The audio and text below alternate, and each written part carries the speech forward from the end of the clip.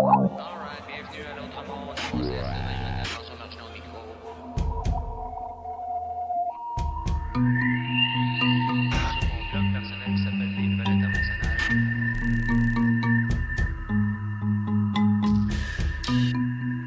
Ouais, c'est aussi bon, on va le faire sur un anneau.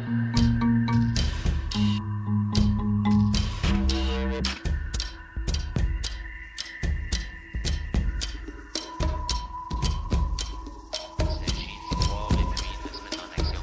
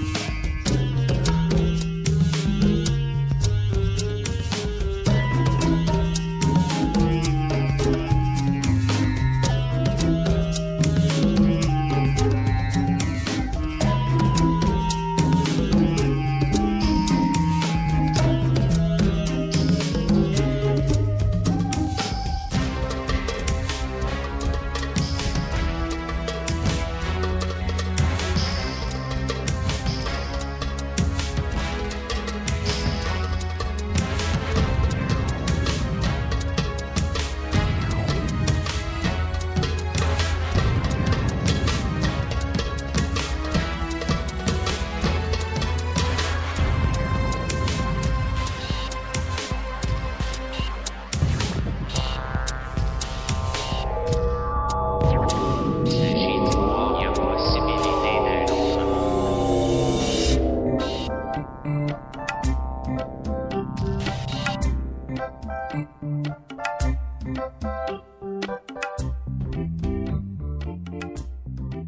Eh bien, bonjour chers auditeurs et bienvenue dans votre cyber-revue de presse L'autre monde, une dose de lucidité hebdomadaire pour stimuler la réflexion et inviter à l'action. Alors, je me nomme François Marginan et je serai avec vous encore une fois pour les 2 prochaines heures en cette dernière émission de l'édition du 12 décembre 2011, alors la dernière émission de l'année. Alors, ensuite, on se retrouve en 2012. En janvier 2012, j'ai pas la date encore exacte, vous surveillerez sur la page de l'autre monde rendu en janvier, puis je vais faire apparaître la date de retour de l'émission dès que je le saurai. Une chose est certaine, c'est que nous ne serons pas là pour les 3 ou 4 prochaines semaines, ça c'est certain. Donc ça devrait jouer dans ces eaux-là, ça devrait pas dépasser non plus les 4 semaines normalement. Donc voilà pour ce qui est de l'intro. N'oubliez pas bien sûr que vous êtes à l'écoute des ondes de Choc FM qui est la radio officielle de l'Université du Québec à Montréal, d'Alternative à Montréal et dans le monde. Alors cette semaine, dans cette dernière émission, nous avons beaucoup de matériel comme d'habitude. Alors nous avons évidemment les nouvelles de l'actualité. Où on va retrouver aussi des nouvelles de la tyrannie, si vous voulez, de genre de techno-dictature qui est en train de s'installer un peu partout dans nos pays, particulièrement aux États-Unis, là, c'est très flagrant, mais un peu partout aussi, au Canada, en Angleterre, en France, partout ailleurs. Puis cette semaine, comme la semaine passée, je vais vous passer des bons morceaux de Noël pour se mettre dans l'ambiance de Noël. Alors, vous savez, petite parenthèse en passant aussi, vous savez, c'est un peu ridicule aussi. Ça fait quelques années là qu'à chaque fois que le temps de Noël arrive, on entend des débats, des controverses, là, comme quoi qu'on n'aurait plus le droit d'installer.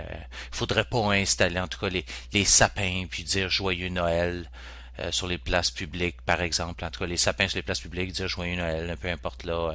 Apparemment, il faudrait dire joyeuse fête, et puis pour le respect des autres religions, pas imposer le sapin de Noël, quoi que ce soit, ce qui est complètement ridicule là, réellement. Et puis, il n'y a pas grand question à se poser à savoir d'où ça vient. Là. C'est pas les musulmans qui sont contre les sapins de Noël. Là. Il y a une certaine peuplade qui est en croisade contre le christianisme depuis très longtemps. Et puis, je vous laisserai deviner qui elle est. Et puis, c'est des histoires ridicules. Alors, mettez des sapins de partout et puis ne soyez pas gênés réellement. Écoutez, que ce soit une tradition ou que vous soyez chrétien ou peu importe, je veux dire, on n'a pas à se cacher chez soi, mettre des sapins de Noël sur les places publiques et ainsi de suite. Une autre affaire complètement ridicule. Un peu comme cette histoire qu'on entend parler au Québec, bon, des fameuses minounes. Alors, ça a fait évidemment jaser beaucoup de personnes cette semaine. Ici au Québec, on veut passer une nouvelle loi. Je sais que ça a cours dans différents pays. Où j'étais, moi, Taïwan, pendant plusieurs années, c'est effectivement comme ça. On teste les voitures. Mais là, on dit ici que, bon, il faut protéger l'environnement et éviter les émissions de CO2 et puis que là, les voitures de 8 ans et plus devront être testées. Et puis là, évidemment, que ce qui fait une grosse controverse, c'est que ces fameux tests vont devoir être facturés aux gens, comme d'habitude. Alors, imaginez les gens qui ont des voitures de 8 ans et plus, c'est déjà évidemment des gens qui ont pas envie ou qui ont pas l'argent de s'acheter des voitures neuves. Là, on va leur mettre encore des frais supplémentaires sur le dos. C'est un peu comme cette fameuse loi sur les pneus d'hiver. Ici, au Québec, à partir, je crois, du 15 décembre, il faut absolument avoir des pneus d'hiver, alors que les 4 saisons, ça a toujours fait l'affaire dans le passé. Mais là, soudainement, oups, là, ça fait plus l'affaire des 4 saisons. Là, apparemment que là, les 4 saisons, là, c'est vraiment pas bon. C'est la grosse marde. Alors, il faut absolument des pneus d'hiver. Alors, évidemment, en obligeant les gens à acheter des pneus d'hiver, on se retrouve dans des situations où on paye les mêmes pneus ici au Québec 2 fois le prix, jusqu'à 2 fois le prix de l'autre bord de la frontière aux États-Unis. Donc, finalement, on favorise des monopoles, des cartels, on favorise des compagnies, on oblige les gens à débourser des sous, des gros sous, alors qu'ils n'ont pas nécessairement ces sous-là. C'est pour ça qu'ils avaient des pneus 4 saisons bien souvent, et puis les 4 saisons étaient réputés pour être aussi bons que des pneus d'hiver, mais là, soudainement, ça fait plus l'affaire. Puis là, maintenant, on essaie de vous faire sentir coupable avec le CO2 que votre voiture produit. On menace même de passer des lois qui, dans le futur, feront que les voitures qui ne passeront pas les tests ne pourront pas être mises sur la route. Alors imaginez, vous déniez le droit d'utiliser votre voiture. Vous entendez des joyeuses têtes sur la radio. J'entendais, je crois que, j'ose pas nommer le nom parce que je suis pas certain. Là, c'est une chroniqueuse sur la radio ici au 98.5, j'écoutais cette semaine et puis qui nous disait maintenant qu'utiliser la voiture, ce n'était pas un droit, que c'était un privilège. Alors, je sais pas si vous connaissez la différence entre un droit et un privilège, mais chers auditeurs, moi je croyais que dans la Charte des droits et libertés que le transport est un droit inaliénable. Hein? Donc là, vous savez, on a fait verser la sphère, si vous voulez, des automobilistes, de la conduite automobile comme étant faisant partie de l'espace juridique commercial. Alors, votre voiture est considérée comme étant un véhicule commercial qui fait du transport, soit du transport de passagers. Vous êtes un conducteur. Alors, les termes sont très importants. Vous n'êtes pas si vous dites que vous êtes un voyageur, alors normalement, le gouvernement n'a même pas le droit de demander d'exiger que vous ayez un permis de conduire et puis que vous payez des frais d'immatriculation. Sauf que sans que vous le sachiez, on patauge dans la sphère juridique commerciale et puis à ce moment-là, effectivement, tout est réglementé et puis là, l'utilisation de votre voiture est effectivement un privilège, mais normalement, si vous connaissez la différence entre votre personne en chair et en os et votre personne juridique, alors vous comprendrez qu'on vous fait fonctionner dans cette sphère-là juridique, alors que vous devriez avoir tous les droits de vous transporter sans interférence du gouvernement. Mais non seulement ça, ce qui est vraiment révoltant de toute cette histoire-là aussi, il y a plein de nuances à faire et puis il y a personne, on n'entend personne parler de ça dans les médias.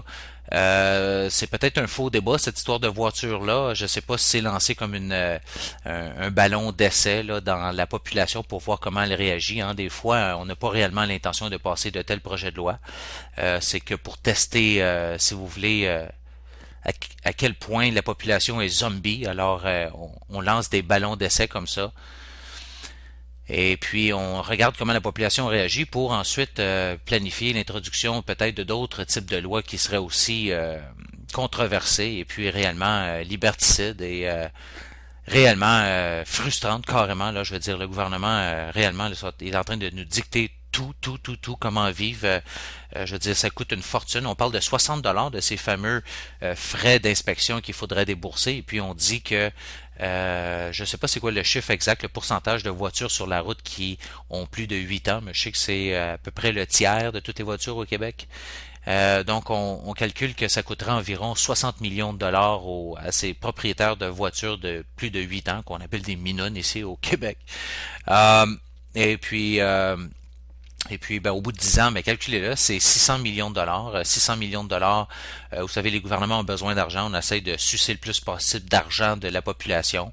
Maintenant, les garagistes qui seraient en mesure de faire ces tests-là devront être accrédités par le gouvernement. Alors, c'est un autre racket financier qui est en train de se mettre en place. Hein, donc, en permettant à certains clients particuliers qui financent bien les partis politiques ou quoi que ce soit, d'avoir ces certifications-là pour tester. Évidemment, ces gens-là vont faire énormément d'argent. Les gens n'auront pas le choix. Alors, vous savez, quand on oblige les gens à faire de quoi, puis on leur donne pas de remède, alors on a un gros problème en common law, en loi commune. Alors, c'est-à-dire que on force les gens sans remède à faire de quoi, et puis ça ne porte préjudice. Alors, normalement, ça ne devrait pas passer. Il y a de quoi de très révoltant là-dedans. Et puis, ce qui est encore plus révoltant, c'est que, un peu comme toute l'histoire du réchauffement climatique, vous savez, c'est une couple de semaines j'en parle, là, surtout qu'on a eu ce fameux sommet sur le climat à Durban, en Afrique du Sud. Tout ce faux débat, cette hystérie mensongère, cette fraude climatique, Climate Gate, du supposé réchauffement climatique causé par l'homme, par le CO2. C'est un faux débat, tout simplement. C'est un peu la même histoire. C'est que là, ici au Québec, on veut imposer l'inspection des véhicules de 8 ans et plus pour supposément protéger l'environnement. Excusez-moi le langage que je vais emprunter, là. Je veux dire, ça va peut-être pas faire très journalistique, là, mais à un moment donné, là, il va falloir arrêter de faire chier les gens. OK, de les faire sentir inconvenables, les faire sentir coupables, les rendre coupables d'un faux problème, OK, de création de CO2 parce que supposément que ben pas supposément parce que nous on roule nos voitures avec du pétrole, mais et puis là, on nous dit, écoutez, vous utilisez vos voitures, vous brûlez du pétrole, vous créez du CO2, de la pollution, c'est terrible, les utilisateurs doivent payer, et ainsi de suite. On vous fait sentir coupable. Mais, chers auditeurs, vous savez, il y a un argument qui vient clore le débat instantanément. OK?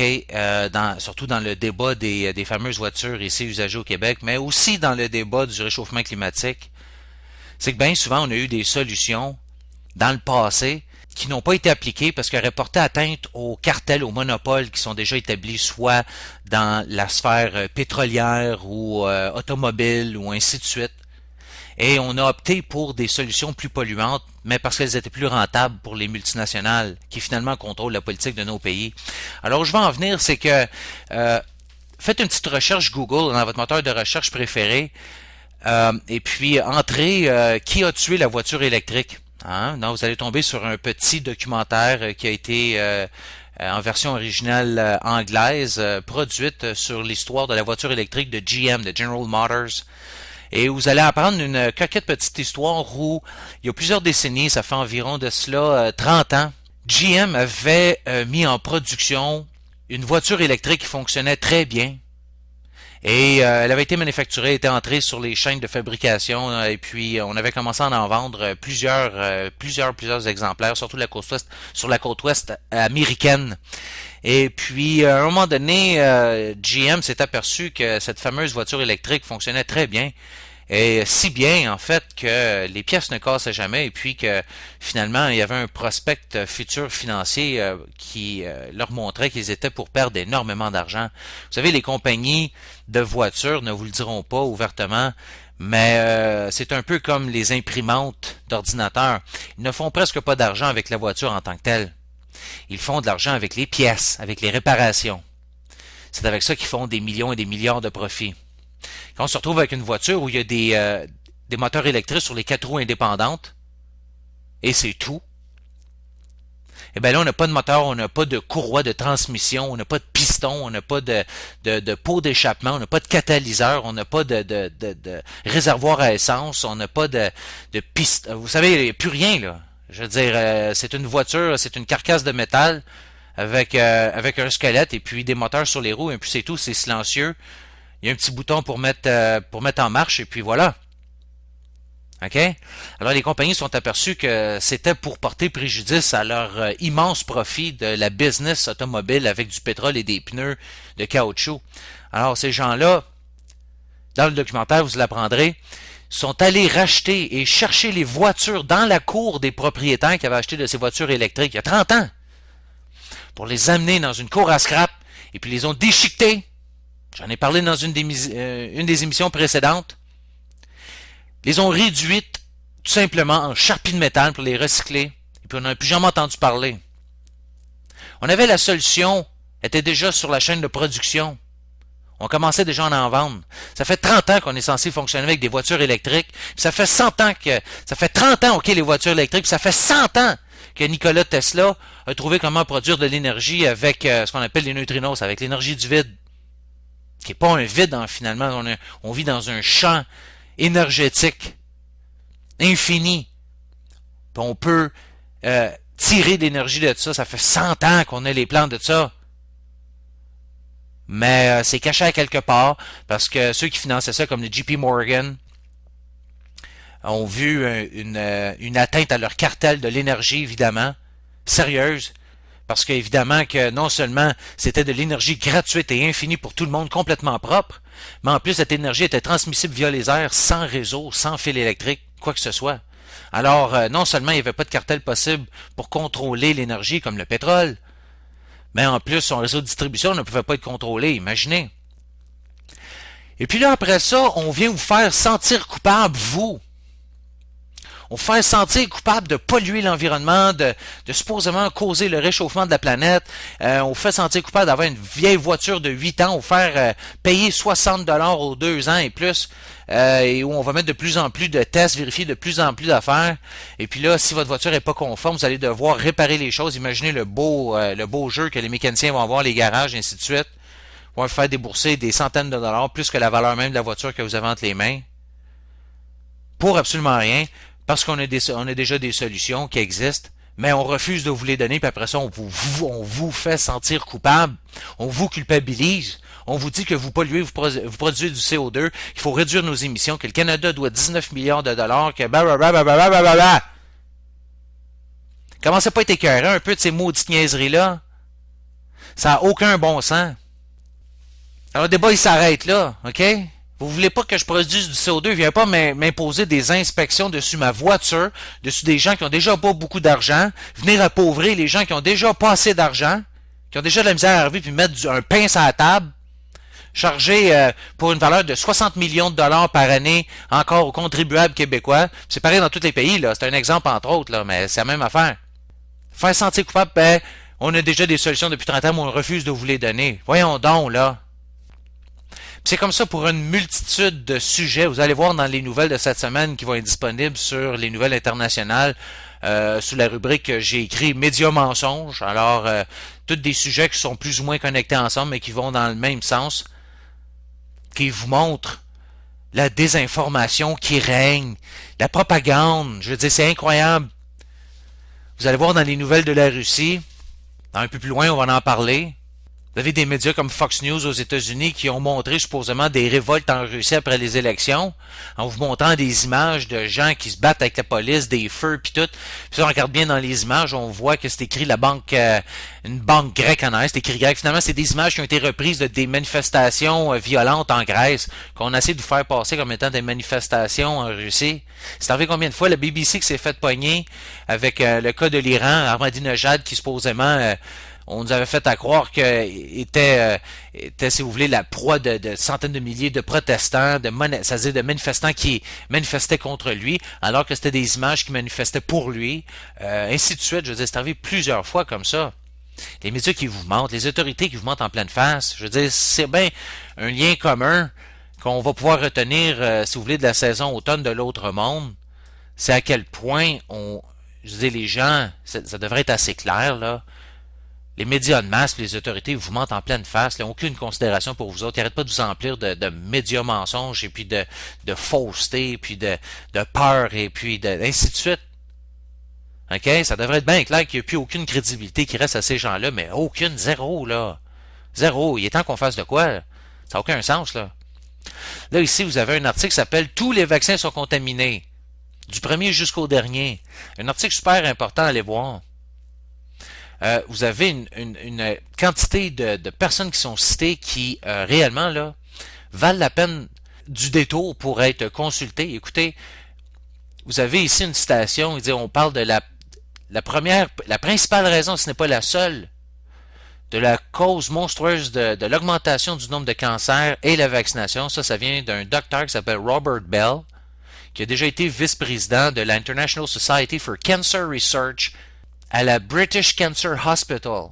Là, cet article-là, il vous parle ici que les gens là qui se sont précipités pour avoir les vaccins depuis les 40 dernières années, en fait, pas depuis les 40 dernières années, depuis en fait, même plus que ça, depuis plusieurs décennies, là, ça fait longtemps là, qu'on a commencé à vacciner comme ça, de façon même obligatoire, les gens, la population, les enfants, les vieux, tout le monde.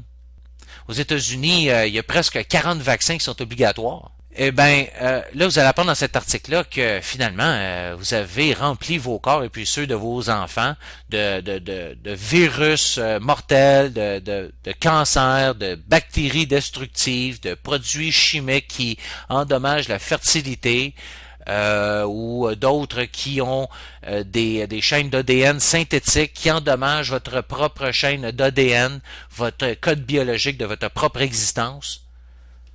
Et puis, qui disent que ces vaccins sont contaminés? Pas des tout nus, pas des sans-dessins, là, pas des totaux théoriciens de la conspiration, là. Vous aviez l'ancienne tête des vaccins chez Merck, une des plus grandes sociétés pharmaceutiques dans le monde, le docteur Maurice Hillerman, qui, sous la caméra, a admis que le vaccin de l'hépatite B de Merck était contaminé avec un virus qui a causé l'épidémie du sida aux États-Unis. Il a même aussi déclaré que les vaccins de Merck sont contaminés avec des cancers puis d'autres virus. Le gouvernement américain a déjà concédé d'ailleurs que les vaccins contre l'hépatite B pouvaient causer le lupus. Hein, c'est ce vaccin qui est obligatoire pour chaque enfant aux États-Unis la première journée de leur naissance. N'est-ce pas incroyable? Et puis, ça continue comme ça dans cet article-là. Vous allez en apprendre plusieurs. Vous avez le docteur Larry Palevsky, d'un pédiatricien à New York, qui, pour 10 ans, a donné de façon routinière des vaccins à ses patients jusqu'à temps qu'il a remarqué que certains d'entre eux perdaient le contact visuel. Et il a commencé à regarder dans ce qui se passait avec les vaccins. Et puis, il a trouvé qu'ils étaient tous contaminés avec des virus qui étaient si petits qu'ils ne pouvaient même pas être enlevés des vaccins. Il a cessé d'ailleurs de donner ces vaccins. Maintenant, il traite ses patients qui ont de l'autisme et puis d'autres dommages neurologiques causés par les vaccins. Donald W. Scott, l'éditeur d'un journal qui s'appelle The Journal of Degenerative Diseases, alors le journal des maladies dégénératives, puis le cofondateur de ça s'appelle Common Cause Medical Research Foundation, alors une fondation qui ont trouvé des liens entre les vaccins et puis le sida, comme l'a trouvé le docteur Hillerman, et puis aussi qui a fait des liens avec des recherches biologiques, d'armes biologiques américaines. Ils disent qu'ils sont contaminés avec du mycoplasma, qui se trouve être une bactérie primitive qui déchire les parois cellulaires.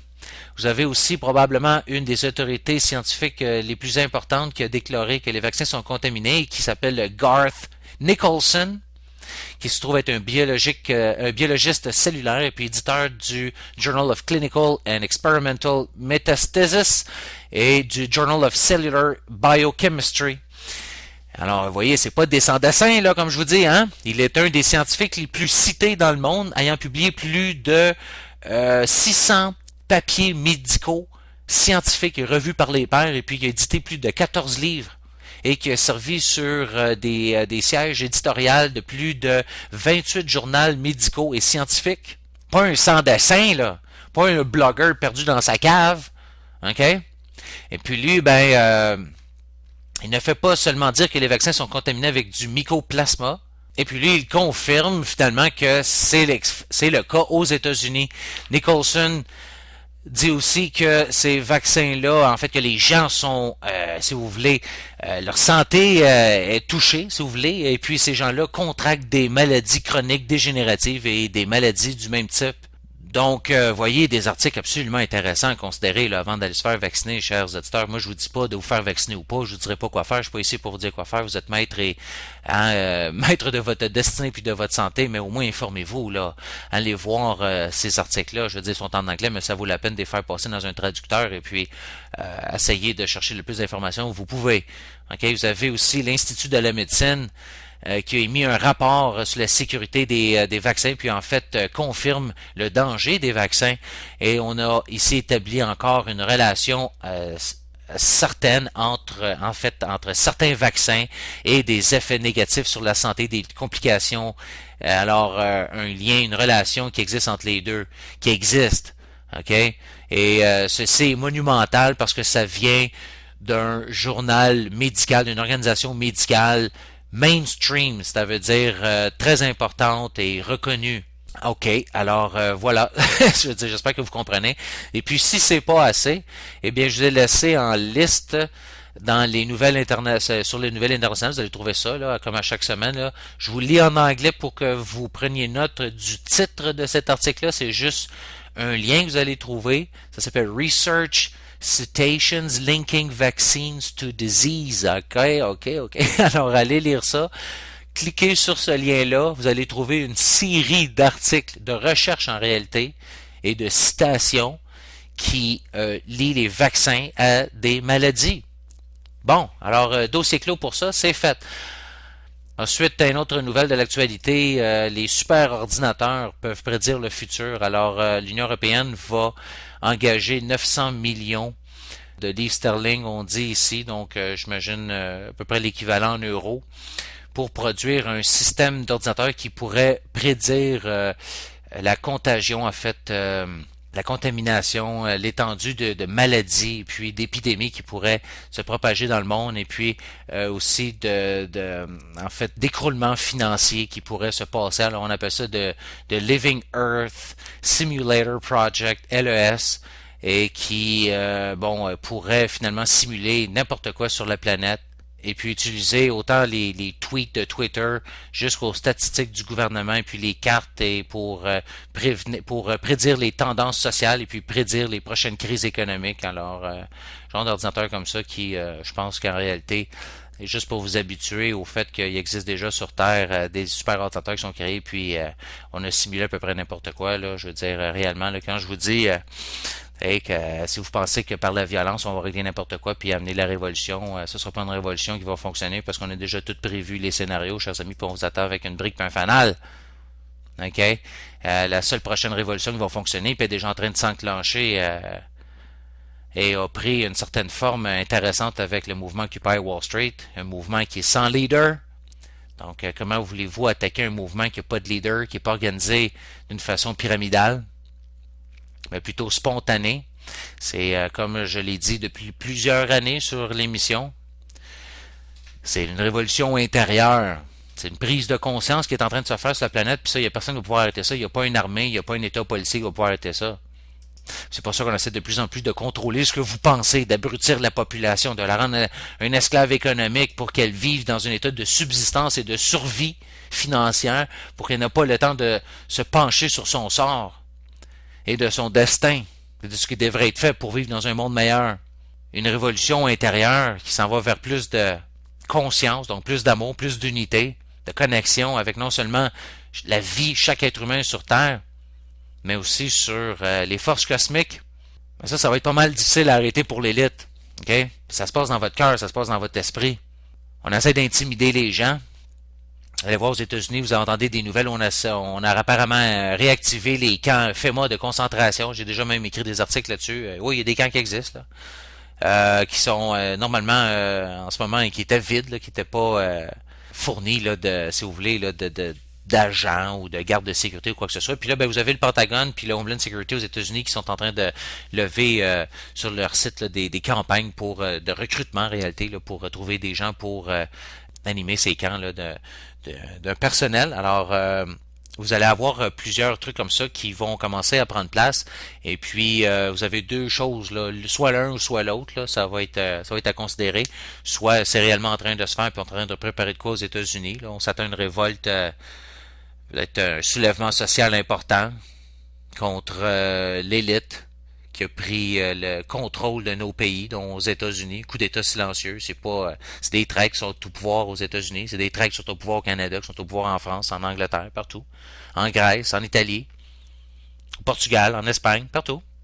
Et puis, on va essayer d'intimider la population parce qu'on sait justement que, comme le mouvement Occupy Wall Street, l'Internet le montre, les réseaux sociaux, les gens communiquent entre eux, se transfèrent l'information. Vous avez des millions de personnes qui savent exactement qui est réellement l'artisan de cette dégringolade financière, environnementale, politique, ainsi de suite, nucléaire, tout ce qui se passe, Fukushima, cette même gang d'élite, de psychopathes, de malades mentales, des millions de personnes le savent. Ils savent qui est l'ennemi. Et puis ce n'est pas en réagissant violemment puis en détruisant des choses puis tout qu'on va s'en sortir, ça va juste leur donner la justification de nous rentrer dedans. Chers amis, l'autre possibilité, c'est qu'ils essayent de vous intimider puis essayer de vous faire peur pour que vous arrêtiez de parler. En ayant peur que le gouvernement vous épie, écoute vos allées et venues, vous trace, vous suit à la trace sur Internet partout, avec votre cellulaire, votre GPS. Mais ne soyez pas intimidés, parlez plus fort.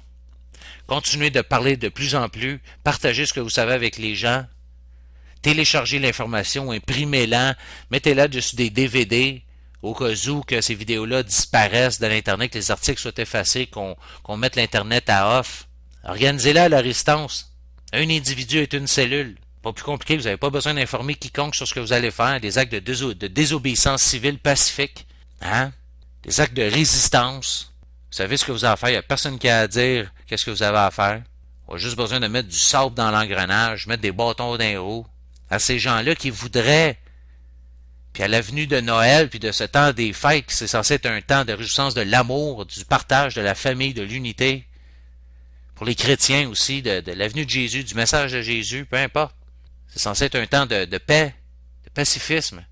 Ben, chers auditeurs, pourquoi ne pas justement mettre assez de volonté là pour faire tourner ce monde en notre faveur, parce que là, on veut vous mener tout droit aux portes de l'enfer. C'est pas pour vous faire peur en vous disant ça, là, mais comme vous l'avez vu tout au long de l'automne, on est en train de démolir l'économie européenne et américaine, les derniers bastions, pour ensuite amener, problème, réaction, solution, amener cette monnaie mondiale contrôlée par les banquiers, les financiers internationaux, gérés par des organismes comme le FMI ou peu importe, des instances antidémocratiques qui sont peuplées de gens qui n'ont jamais été élus, qui ne représentent que leur propre intérêt, sur lesquels on n'a aucun pouvoir, définition même d'une tyrannie, d'une dictature, d'un régime totalitaire.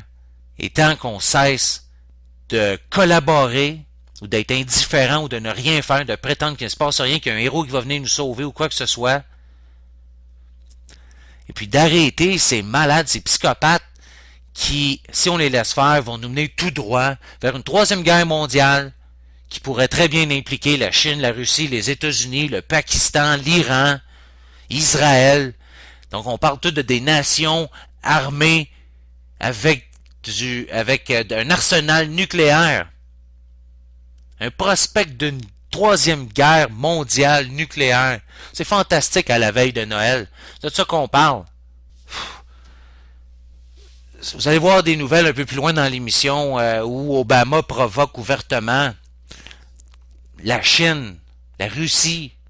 Hey, c'est censé être le prix Nobel de la paix. Le prix Nobel de la paix. On nage en plein 2 poids, 2 mesures.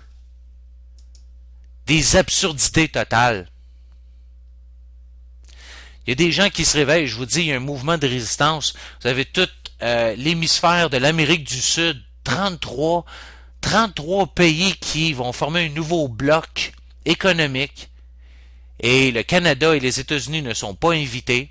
Un article par Timur Zoloyorv via Global Research. Alors, vous avez 33 leaders de l'Amérique latine qui se sont réunis ensemble pour former un nouveau bloc régional. Et puis les autres, ils visent des relations politiques et économiques plus serrées. Ça va s'appeler la communauté de l'Amérique latine et puis de l'Amérique centrale. Alors, CELAC, et puis cela va exclure le Canada et les États-Unis. Alors, vous voyez, on ne veut rien savoir de ces deux entités-là.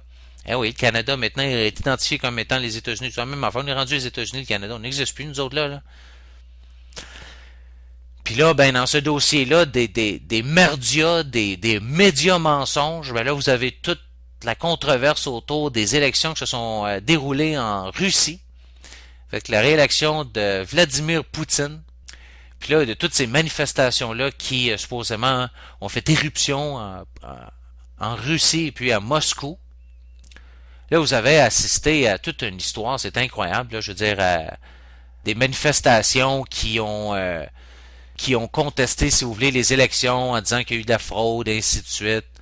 Puis là, évidemment, les gens au pouvoir à Washington puis à Tel Aviv ont salivé en voyant ça se dérouler. Et puis, non seulement ont salivé, mais on va apprendre dans les nouvelles qui suivent qu'on participé, évidemment, un peu comme ailleurs, dans tous les autres pays, en Libye, en Syrie, en Iran, au Pakistan. Hein, on supporte les oppositions politiques. Autant légitimes que non légitimes, on arme des groupes, des rebelles, des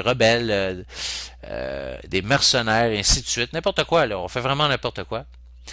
On veut voir M. Poutine délégitimisé, surtout par rapport à son support intense et très constant pour le gouvernement syrien contre les agents provocateurs et son insistance d'arrêter une attaque israélienne et américaine contre l'Iran par rapport à son supposé programme, en fait à son programme nucléaire qui ne produit que de l'énergie et non des bombes militaires, et que cela devrait être résolu à travers des négociations. Alors on ne veut pas au niveau russe d'avoir d'attaque militaire, et puis ça, ben évidemment que ça remplit de détresse les dirigeants de Tel Aviv et puis de Washington.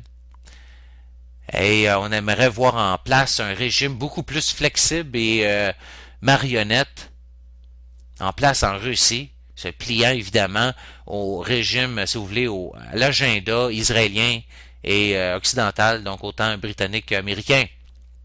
Alors on a assisté à des médias qui nous ont menti encore, évidemment sur toutes sortes d'affaires. Vous avez vu, je vous en ai parlé dès le début de l'émission, des images de la Grèce qu'on a fait passer pour étant des images de la Russie. C'est incroyable, là, je veux dire, c'est incroyable le niveau de mensonge qu'on a dans les médias, chers auditeurs. Et puis là, écoutez, on se rend compte que des gens qui sont à travers des groupes qui ont manifesté, dont Vladimir Rizkov est un membre d'un groupe qui est financé par le gouvernement américain via le National Endowment for Democracy, qu'on appelle la NED, à travers un mouvement qui s'appelle World Democracy Movement. Et puis la NED a financé aussi ceux qui suivaient les élections, dont Rizkov. Et là, ben, vous avez plusieurs liens qui montrent les multiples liens. Je n'aurai pas le temps de tous les exposer, mais je vous dis, allez voir les articles, là, ça vaut la peine. Vous avez les propagandistes de Wall Street qui ont essayé de couvrir les liens entre les manifestants russes et puis le financement américain de ces gens-là. Puis là, vous avez vu, évidemment, les médias corporatifs américains se déchaîner sur la Russie, dire « Ah, regardez, c'est incroyable, non, ça n'a aucun bon sens, c'est de la grosse merde, ces élections, Poutine, c'est un menteur, c'est un tricheur, et ainsi de suite. » D'autres articles ici, dont le London Telegraph, qui parle de cette NED américaine qui a financé aussi l'opposition, le leader Boris Nemtsov. Toutes sortes de gens comme ça, je veux dire, c'est incroyable. Donc, on fomente des genres de manifestations comme ça. Et donc, plusieurs médias comme ça, vous allez voir, là, les liens sont très bien tracés. Là, je veux dire, c'est assez incroyable. Là. Donc, vous allez voir que d'un côté, on fomente cette déstabilisation de la Russie, puis après ça, on fait passer ça dans les médias comme si c'était les gens qui étaient vraiment en colère contre Vladimir Poutine, et ainsi de suite. Okay? Vous avez des gens comme la NED, la Ford Foundation qui sont derrière ça, la USAID, le groupe de Soros, George Soros, s'appelle la Open Society. Donc, tous ces gens-là, hein, qui sont des cofondateurs de la NED aussi, et puis de la Democratic Alternative, des mouvements d'activistes, beaucoup, hein, de gens désespérés dans les milieux occidentaux pour délégitimiser Poutine. Donc, c'est assez incroyable, là. Je veux dire, puis là, vous avez toute une ironie ici. Vous avez les États-Unis qui ont demandé à la Russie de respecter les manifestations pacifiques wow, c'est assez incroyable. Quand on voit ce qui s'est passé aux États-Unis avec le mouvement Occupy Wall Street, puis de la façon qu'on a utilisé du poivre de Cayenne, juste des gens comme des coquerelles, on a battu des gens avec des matraques, on est rentré dans le tas, des chevaux, n'importe quoi, là. Je veux dire, ça a été n'importe quoi, là. Combien? Je pense 5000 personnes qui ont été arrêtées, des multiples personnes, un vétéran de guerre qui a été frappé à la tête. Lui, il a quasiment pas assez proche de devenir paraplégique, ainsi de suite. Des brutalités policières incroyables. Puis là, on va faire on va faire la morale à la Russie. Hein, leur dire de respecter les manifestants pacifiques. Aïe aïe. Puis juste pour vous montrer un exemple de ça, je vous ai mis ici une petite vidéo où vous avez des gens qui manifestaient à Austin, au Texas. Et puis là, vous voyez des gens dans un centre d'achat qui finalement donnaient des informations là, de façon pacifique aux gens qui faisaient du shopping. Sans rien, là, je veux dire, on les voit allez voir la vidéo, elle dure, je crois, 9 minutes, 10 minutes, un truc du genre. Vous voyez les gens qui se déplacent dans le centre d'achat de façon complètement pacifique, là, je veux dire, dérange même pas les gens qui sont là. Et puis là, vous avez les gardes de sécurité, puis la police qui arrive, hey, je veux dire, qui sautent dans le tas, je veux dire, la grosse brutalité, là, je veux dire, barbare carrément, là. Et puis après ça, on vient faire la morale à la Russie. Voyons donc, là. C'est incroyable. Vous avez d'ailleurs une militarisation de la police dont on va parler un peu plus loin dans l'émission. Vous avez aux États-Unis ce qu'on appelle le Posse Comitatus Act, qui en fait était mis en place pour limiter le pouvoir des gouvernements locaux et puis des agences de police d'utiliser du personnel militaire fédéral pour faire appliquer la loi. Alors finalement, ce que ça revient à dire, c'est que on a bien défini le rôle de l'armée puis de la police, et puis on a interdit carrément sous aucune manière que les militaires interviennent à l'intérieur du pays des États-Unis pour faire respecter la loi, pour faire appliquer la loi. OK? Donc, et là, ben, vous avez le gouvernement qui essaie de contourner cela sans acte du Congrès. Hein? Tout simplement, comment qu'on peut arriver à ce résultat-là, de militariser la police, de faire en sorte que on a des militaires qui gèrent la politique, en fait, non seulement la politique, mais l'application de la loi aux États-Unis, ben c'est en militarisant la police intérieure et faire en sorte que cette force de police devienne une armée qui se tienne debout, une armée qui menace finalement la population entière dans ses plus profonds fondements de la démocratie et de la liberté. Vous allez voir dans une des nouvelles que, si je me rappelle bien de mémoire comme ça, là, juste l'année passée, le Pentagone a donné pour une valeur de 500 millions de dollars d'équipement militaire au service de police aux États-Unis. Parlez-moi d'une militarisation de la police. Puis là, d'un autre côté, ben, vous avez les États-Unis qui ont été condamnés pour avoir armé le régime égyptien. Alors, vous avez des documents qui ont été rendus publics par Amnesty International qui ont montré que Washington a de façon répétée acheminé des armes et puis des munitions additionnelles au régime en Égypte, alors qu'ils étaient sous Moubarak, dans une dictature militaire. Alors que de façon hypocrite, ils déploraient la force excessive utilisée par la police et les troupes. Et on appelait pour la fin de la violence. Alors vous voyez l'hypocrisie totale des États-Unis. Ça fait des groupes des droits humains qui ont condamné le département d'État américain pour avoir permis des exportations successives d'armes et des licences pour, comme ayant but, là, finalement, si vous voulez, de contrôler la population. Alors on a acheminé des munitions qui servent spécifiquement au contrôle de la population en Égypte. Alors après ça, vous avez Obama puis Hillary Clinton qui vient nous dire qu'ils supportent le printemps arabe et la montée de la démocratie en Égypte. Hey, laissez-moi rire. Laissez-moi rire. Un autre double standard, deux poids mesures qui claque au visage. C'est des histoires comme on dit que Kadhafi était mauvais, mais d'un autre, vous avez Karimov qui est bon. Vous avez carrément le deux sets de poids et mesures, si vous voulez. Et d'un côté, on a condamné Kadhafi pour toutes sortes d'affaires, alors que, écoutez, vous avez les États-Unis qui, selon la Constitution, ces lois et puis ces obligations de traités qu'ils ont signés, qui somment la prohibition, en fait, qui bannit la torture, les assassinats, de retenir des prisonniers sans procès, et qui en réalité, vous avez les États-Unis qui tiennent des prisons secrètes comme à Guantanamo, puis vous allez entendre dans une autre prison un peu plus loin, qu'on vient de découvrir il n'y a pas longtemps. J'y reviendrai.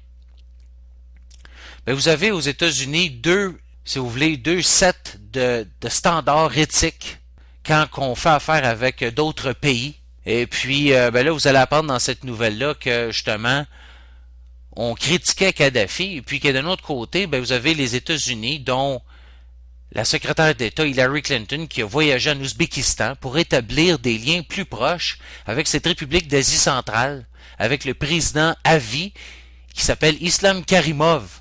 Alors qu'on sait très bien que ce gentil petit Karimov torture sa population, fait bouillir ses victimes, vous avez bien entendu, il fait bouillir ses victimes, ainsi de suite.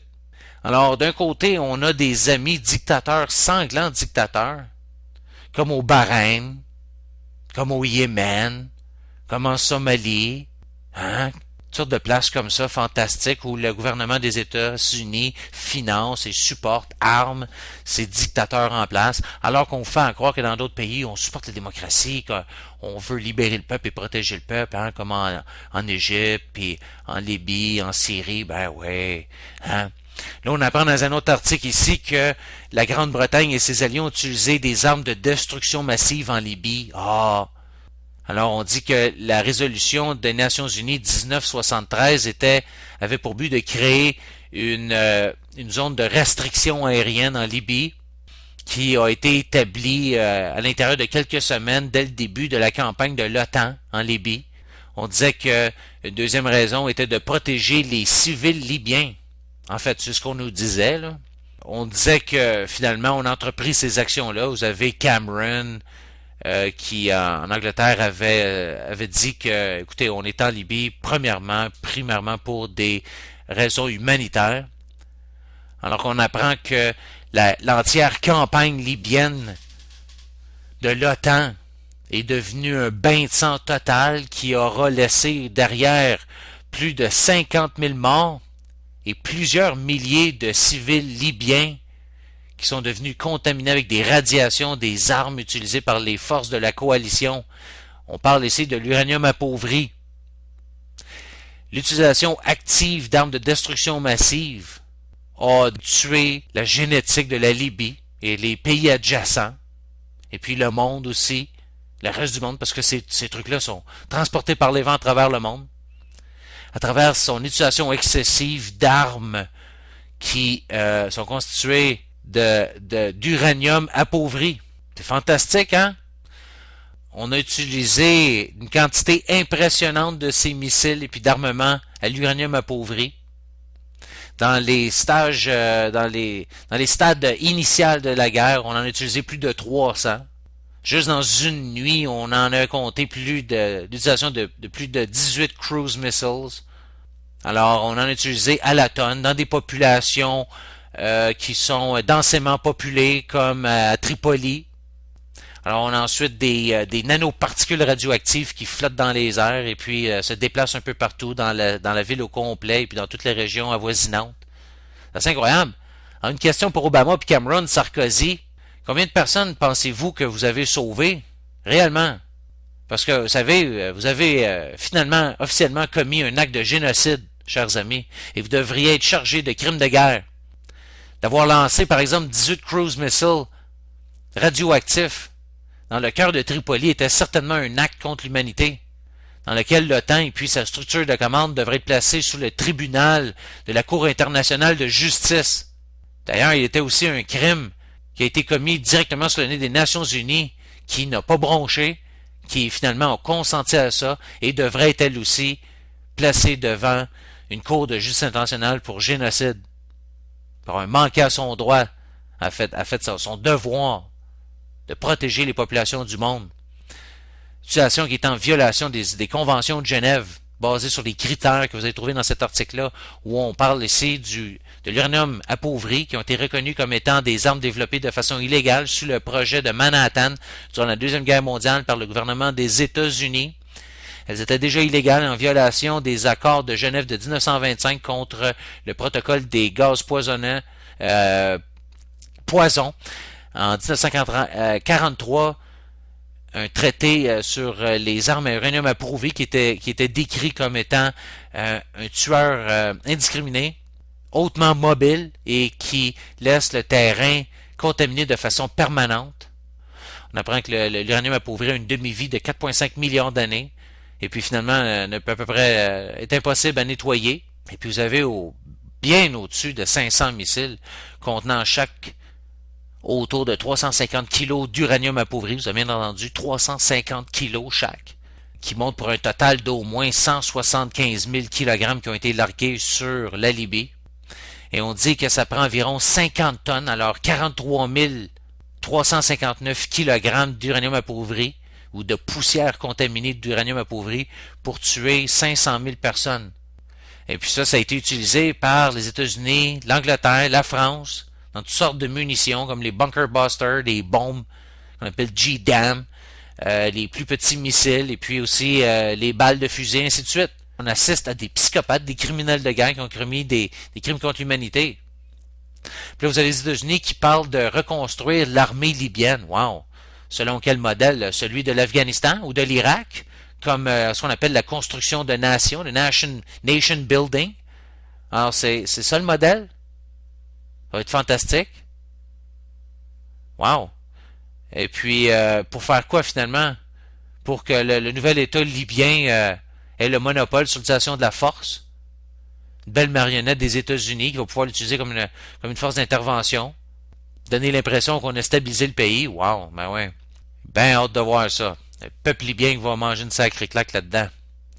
La Libye dans les méandres de l'après-Kadhafi, la guerre secrète de l'OTAN, un excellent article publié sur Sans Papier aujourd'hui. Vous pouvez trouver ça, sanspapier.com.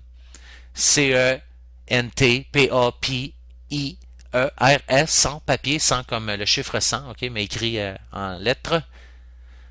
Écrit par Alain Jules, où on parle que les membres du CNT n'en peuvent plus, alors que personne ne leur fait plus confiance, surtout la propre milice. Ils ont compris finalement que ce n'est qu'avec les pro-Kadhafi qu'ils peuvent reconstruire le pays. Ils font désormais le siège. Que dis-je? Pression sur l'ONU. Ça, c'est l'article d'Alain Jules que je vous lis à l'instant. Pour le dégel des biens souverains libyens.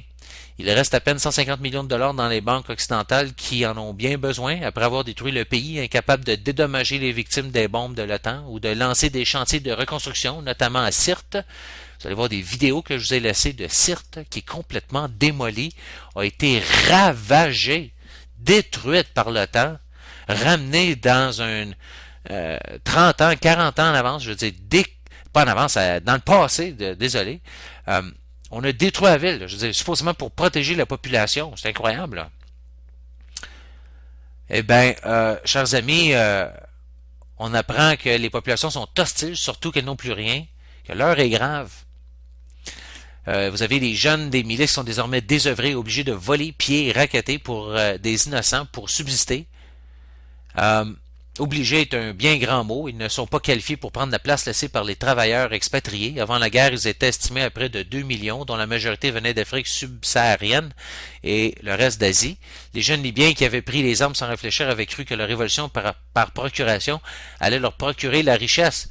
Guidés par une propagande extrême, les biens qu'ils recevaient gratuitement de la part de la grande Jamahiraya, arabe libyenne et socialiste, n'existent plus. Ne dit-on pas très souvent que trop vouloir gagner, on perd? Un excellent article qui fait un peu état de la situation qui se passe là-bas, où on a des groupes rebelles qui avaient pillé de nombreux dépôts d'armes laissés par l'armée libyenne, sont interceptés chaque jour dans le désert libyen par des drones français et américains. Vous savez, le sel qui est devenu une poudrière. La crainte qu'ils vendent ces armes à l'Al-Qaïda au Maghreb islamique fait craindre le pire. Ainsi, leurs renvois sont simplement détruits aux grandes dames du CNT, qui se retrouvent peu à peu en déficit de combattants, surtout que certains ont été défaits en Syrie. Ben oui, ils sont rendus là. Certes, ces derniers voient donc l'OTAN se retourner contre eux. On assiste dans le désert libyen à une nouvelle guerre. Une guerre secrète que les médias mainstream sont interdits de divulguer. Mais que croyaient ces bozos du CNT? Alors, vous avez cette vidéo de Sirte, la ville détruite. Tripoli a connu ce matin de violents combats entre les antennes et les rebelles qui gèrent la ville. Il y a aussi des combats en fin d'après-midi aux environs de l'aéroport. Le contrôle de l'aéroport n'a pas eu lieu, mais les assaillants ont tué 2 rebelles de Tripoli et emporté 2 pick-up chargés de canons antiaériens. Alors vous voyez, ça continue de brasser là-bas, ça va super bien. Ça, c'est le modèle américain. Ça, c'est comme ça qu'on protège la population, chers auditeurs. C'est comme ça qu'on apporte l'aide, la démocratie. Hey, c'est beau. Le progrès. Vous avez cette fameuse prison dont je parlais un peu plus tôt, maintenant qui a été révélée dans la cité, qui a été dévoilée dans la cité historique de Bucarest. Hein? Alors, une autre prison secrète qui vient d'être révélée de la CIA, où on a torturé, interrogé des supposés terroristes à haut risque pendant des années, dans un bâtiment qui a l'air d'absolument rien, complètement sous le nez de, grosso modo, 2 millions de Roumains. Alors, vous avez une enquête ici qui a été opérée par les reporters de la Associated Press et qui ont révélé que vous avez un autre centre comme ça de torture, de prison secrète de la CIA qui a existé, qui a été mis à jour. Ben oui, ces mêmes gens qui, on apprend ici d'un article de Raw Story que les restes de 274 soldats américains ont été enfouis dans un site d'enfouissement, des dumps, comme on les appelle ici. Alors, c'est assez incroyable. Vous avez la US Air Force qui ont tout simplement jeté des restes de soldats, de 274 soldats américains, ou des restes qui ont été brûlés, incinérés, et qu'on a arrêté cette pratique secrète en 2008, selon le Washington Post. Vous avez un lien ici sur le site de News Yahoo. Alors, vous voyez tous les sites, c'est tout documenté. C'est une émission documentée, là, vous écoutez. Vous voyez, on raconte pas des niaiseries ici. Et puis, d'un autre côté, ben, vous avez une cour militaire israélienne qui, pour la première fois, a admis l'utilisation de la torture contre les prisonniers. Alors, là, vous avez la cour militaire israélienne qui a admis que des officiers israéliens du Shin Bet et puis la police a torturé un détenu palestinien pour le forcer à faire des confessions fausses pour l'accuser de choses qu'il n'avait absolument pas commises. C'est à ça que ça sert la torture, de toute façon. Ça sert pas à faire sortir des affaires qui sont vraies. Ça sert à faire avouer des choses qu'on n'a pas faites. Simplement. Facebook, elle, vous avez encore, ça fait partie toujours du dossier mensonge là, des médias. Là. Vous allez voir, là, Facebook, eux autres qui ont fermé une page qui a été ouverte par un réseau de télévision syrien après avoir mis en place une vidéo de la ABC qui montrait des manipulations qui avaient été faites par le réseau ABC dans une interview avec le président Al-Assad. Alors, vous aviez les Syriens qui en revenaient pas de, encore là, les manipulations. Écoute, on distorsionne, on prend les nouvelles, on leur fait faire n'importe quoi, on enlève des parties, on en twist d'autres pour faire dire des affaires qui n'ont pas été dites, n'importe quoi. Et puis, après ça, un coup qu'on avait mis ça en place sur Facebook, ben là, Facebook n'a pas aimé ça, puis zoup, on l'a fait enlever, on a fait sauter la page, tout simplement. C'est incroyable. Vous avez 30 corporations américaines majeures qui ont donné plus d'argent au Congrès, en fait en lobby au Congrès américain, qu'elles n'ont payé de taxes entre 2008 et 2010. C'est 30 corporations américaines, des multimillionnaires, qui ont allongé plus d'argent en lobby au Congrès américain qu'ils n'ont payé d'impôts fédéral entre 2008 et 2010. Vous avez bien entendu. Ils ont dépensé approximativement 400 000 $ à chaque jour, incluant les fins de semaine, pendant une période de 3 ans, pour influencer des politiciens, les élections, selon un nouveau rapport d'un groupe non partisan qui s'appelle Public Campaign. Alors quand on vous dit que le gouvernement est acheté par les corporations et sert les intérêts seulement et l'agenda des multinationales et des banquiers, voilà un autre exemple très clair. C'est un coup d'État. Le gouvernement est coopté, il ne répond plus à vous. C'est des gens qui sont achetés et payés et animés et travaillent pour le privé, travaillent pour les banquiers privés, les financiers et les multinationales. C'est pas plus compliqué que ça. Vous avez des preuves directement dans votre face.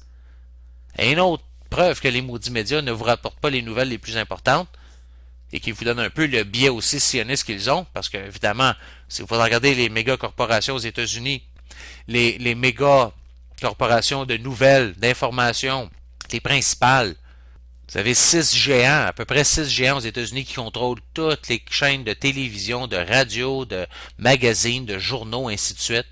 Et à la tête, on trouve exclusivement, oh là, grosse surprise, choc, choc, choc. Oh mon Dieu, ça va être antisémite ce que je vais dire, contrôlé par des Juifs. C'est-tu incroyable pareil? Imaginez le scandale que ça ferait si les 6 firmes les plus importantes, contrôlant à peu près 100% de tout le paysage médiatique des nouvelles aux États-Unis étaient contrôlées par des musulmans.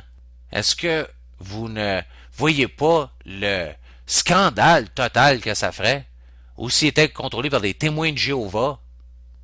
Je veux dire, voyons donc, là. Ça n'a aucun sens.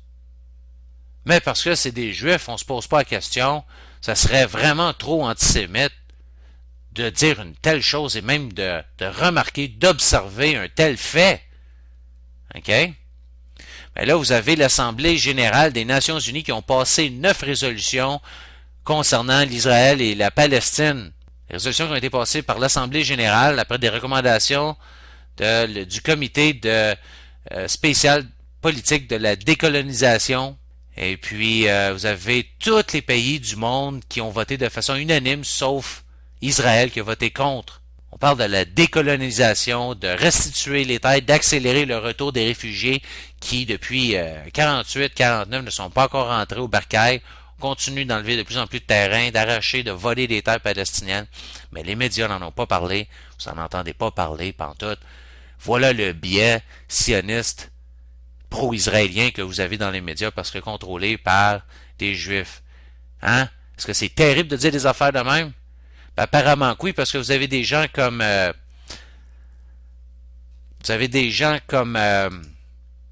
David Duke qui a été arrêté en Allemagne parce qu'il malheureusement, aux grandes dames des Israéliens et des Juifs, parle d'eux, révèle des choses qui les troublent profondément parce qu'elles sont vraies. Il faut reconnaître ces biais-là de façon objective, puis ça n'a rien contre un peuple ou contre des gens particuliers. Mais il faut se rendre compte qu'à un moment donné, il y a un manque d'objectivité totale, okay, dans le traitement médiatique, dû à différentes raisons. Vous avez des troupes qui se déploient aussi à Kenya, vers Mogadiscio pour la prochaine année, qui s'en vient.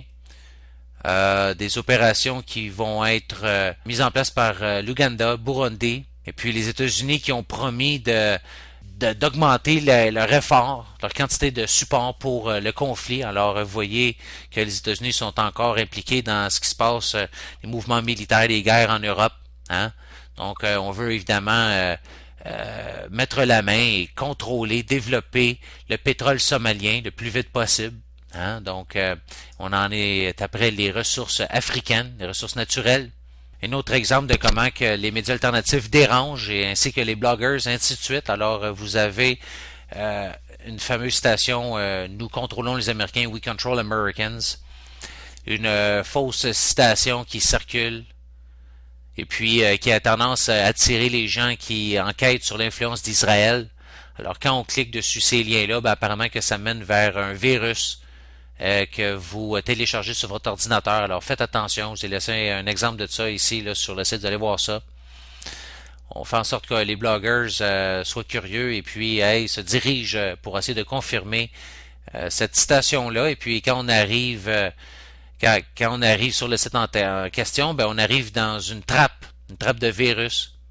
Donc on voit que ce sont des tentatives de compromettre des bloggers, et que ces tentatives-là ont tendance à augmenter, suggérant que quelqu'un est en train de planifier peut-être une surprise de Noël, pour finalement blaster une troisième guerre mondiale. Là, réellement, on est en train de préparer à ça, là, une fausse attaque terroriste ou quoi que ce soit. Je veux dire, on essaie de discriminer beaucoup les médias alternatifs qui exposent comme je le fais en ce moment, et puis c'est pas pour me vanter, là, je veux dire, c'est juste que les médias alternatifs, que ce soit moi ou d'autres, là, sont à peu près les seuls à essayer de vous rapporter, à essayer là, du mieux qu'on peut, de vous rapporter ce qui se passe réellement et puis de contrer cette folie meurtrière, guerrière qui est en train de s'emparer de la planète entière.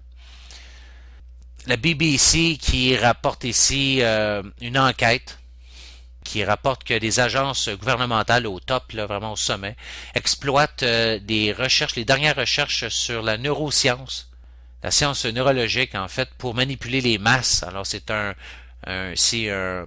documentaire choc là, de la BBC sur comment les politiciens puis leurs conseillers utilisent les dernières avancées dans la science neurologique pour manipuler les masses et ce qu'elles pensent. Alors, évidemment que l'article est plein de double speak, là, mais écoutez quand même ce petit radio pour essayer ce petit programme de radio pour qui explique là, cet article. Alors, vous avez tous les liens nécessaires dans cet article-là. BP qui dit qu'Haliburton a détruit toutes les évidences des fuites de pétrole dans le golfe du Mexique. Alors, c'est assez incroyable. Alors, mais c'est comme ça que ça se passe. Ben oui, donc Haliburton a intentionnellement détruit toutes les évidences pour cacher son rôle dans le désastre pétrolier du golfe du Mexique en 2010. Ça a été rapporté par CNN. Alors, c'est comme ça que les compagnies détruisent tout ce qui finalement pourrait les incriminer, hein, donc ils sont au-dessus de la loi carrément. Toutes sortes de nouvelles comme ça, c'est assez incroyable. Je veux dire, ici on parle de Monsanto, là, avec ses fameuses variétés là, de semences modifiées génétiquement pour supposément résister aux insectes. Ben là, on apprend que en Illinois et puis en Iowa aux États-Unis, vous en avez une nouvelle génération d'insectes, de larves d'insectes qui commencent à apparaître et qui mange joyeusement les racines du maïs qui a été modifié génétiquement selon les scientifiques. Alors c'est vraiment des mauvaises nouvelles encore là pour les fermiers qui cultivent du maïs, qui ont payé davantage d'argent pour ces lignes de maïs en misant sur le pouvoir de ces gènes qui sont insérés pour tuer ces pestes. Évidemment que c'est des très mauvaises nouvelles pour les compagnies des biotechnologies comme Monsanto qui ont inséré ces gènes-là qui sont censés tuer ces larves et qui finalement sont en train de causer une mutation dangereuse de ces larves qui résistent à ça. Alors on va se retrouver des variétés de super insectes qui ne seront pas arrêtables. Je dis, mon Dieu, on se dirige vers un cul-de-sac. C'est incroyable. Justement, concernant ces fameuses compagnies qui ont trop de pouvoir et qui se trouvent être au-dessus de la loi, au-dessus des gouvernements, vous savez, la pyramide a été inversée. Hein? Normalement, on est censé avoir la population au sommet de la pyramide, le gouvernement qui est en dessous, et ensuite les corporations, les compagnies, les multinationales. Puis là, malheureusement, la pyramide du pouvoir a été inversée, et puis la population ne semble pas se rappeler de sa position qu'elle devrait avoir tout le temps. Et puis on se retrouve avec les multinationales qui sont au sommet du pouvoir et de la pyramide, avec les gouvernements qui sont contrôlés par ces multinationales et les banquiers, et puis ensuite la population qui est complètement esclave en bas de la pyramide. Alors un article ici, en fait, qui vous montre une vidéo de Noam Chomsky qui explique justement cette histoire de la personne corporative. Hein? Donc, vous savez, les corporations, les compagnies ont le statut de personne selon la loi. Et on doit comprendre que finalement l'argent n'est pas la liberté d'expression, évidemment. Tu sais, il y a des affaires qui n'ont aucun sens. Là. Je veux dire, les compagnies ne devraient pas avoir des droits d'humains que les humains ont. Ce ne sont pas des personnes réellement. Là. Vous devez comprendre au niveau légal la signification d'une personne, en tout cas. Article très important. La Croix-Rouge qui veut bannir Noël. Alors, ça c'est un article du Daily Mail. On dit que Noël a été banni par la Croix-Rouge dans ses 430 boutiques pour lever de fonds. Alors, on a enlevé toutes les décorations et puis tous les autres signes d'un festival chrétien parce qu'il pourrait offenser les musulmans. Alors, c'est ce qu'on nous dit, évidemment, là. Mais vous devez comprendre que cette histoire de politique, finalement, a déclenché une avalanche de critiques et puis de moqueries provenant autant des chrétiens que des musulmans. Les musulmans ont ri bien raide de ça. Probablement parce que, justement, on sait tous que ce ne sont pas, évidemment, les musulmans qui se plaignent de ça. Hein? Encore une fois, quelle est l'ethnie religieuse qui mène une guerre multimillénaire contre les chrétiens? Pose la question, c'est y répondre. On fait une petite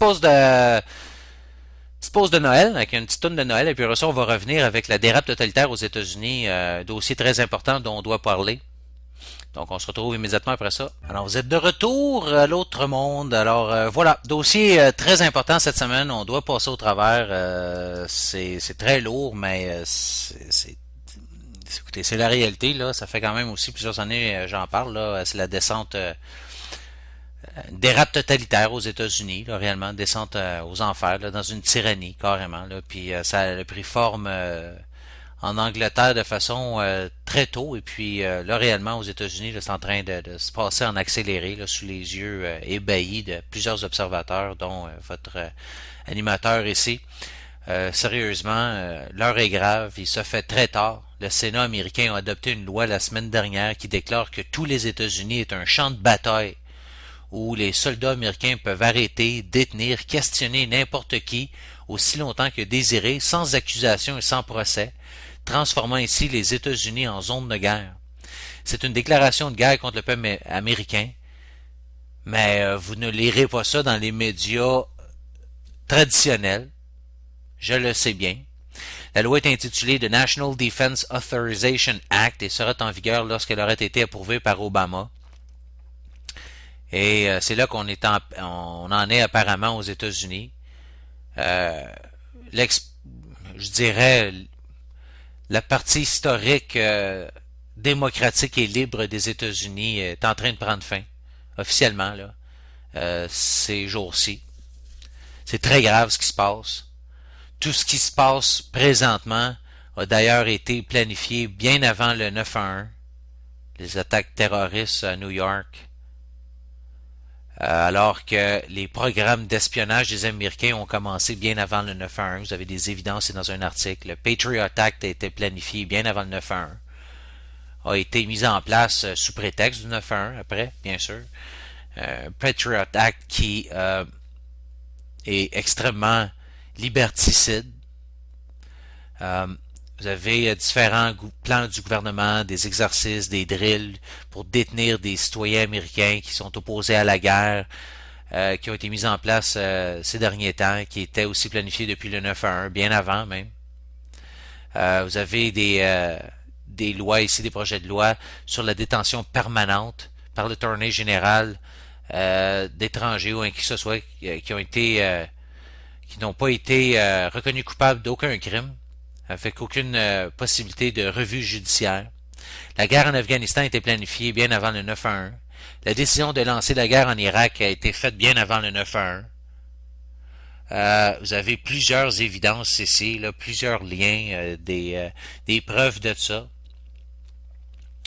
Vous avez Bush, Cheney, l'administration qui ont déclaré qu'ils devaient prendre des actions militaires contre Saddam Hussein en l'an 2000, alors avant le 9/11. Ainsi de suite, vous allez en voir plusieurs, même la décision de menacer de bombarder l'Iran a été faite avant le 9/11. C'est le Christian Science Monitors qui a noté que les États-Unis ont déclaré ça depuis même 30 ans. Ainsi de suite, ok. Donc les guerres à travers le Moyen-Orient puis l'Afrique du Nord pour affecter des changements de régime ont été planifiés avant le 9/11. Vous avez tous les liens nécessaires ici pour vérifier ça. Dick Cheney aux États-Unis qui rêvait lui de donner à la Maison-Blanche les pouvoirs d'une monarchie bien avant le 9/11. C'est ce qui est en train de se passer. Cheney Rumsfeld qui avait activement généré des faux renseignements, des faux rapports d'intelligence, qui ont exagéré la menace d'un ennemi pour justifier des dépenses militaires intenses, bien avant le 9/11. Ainsi de suite.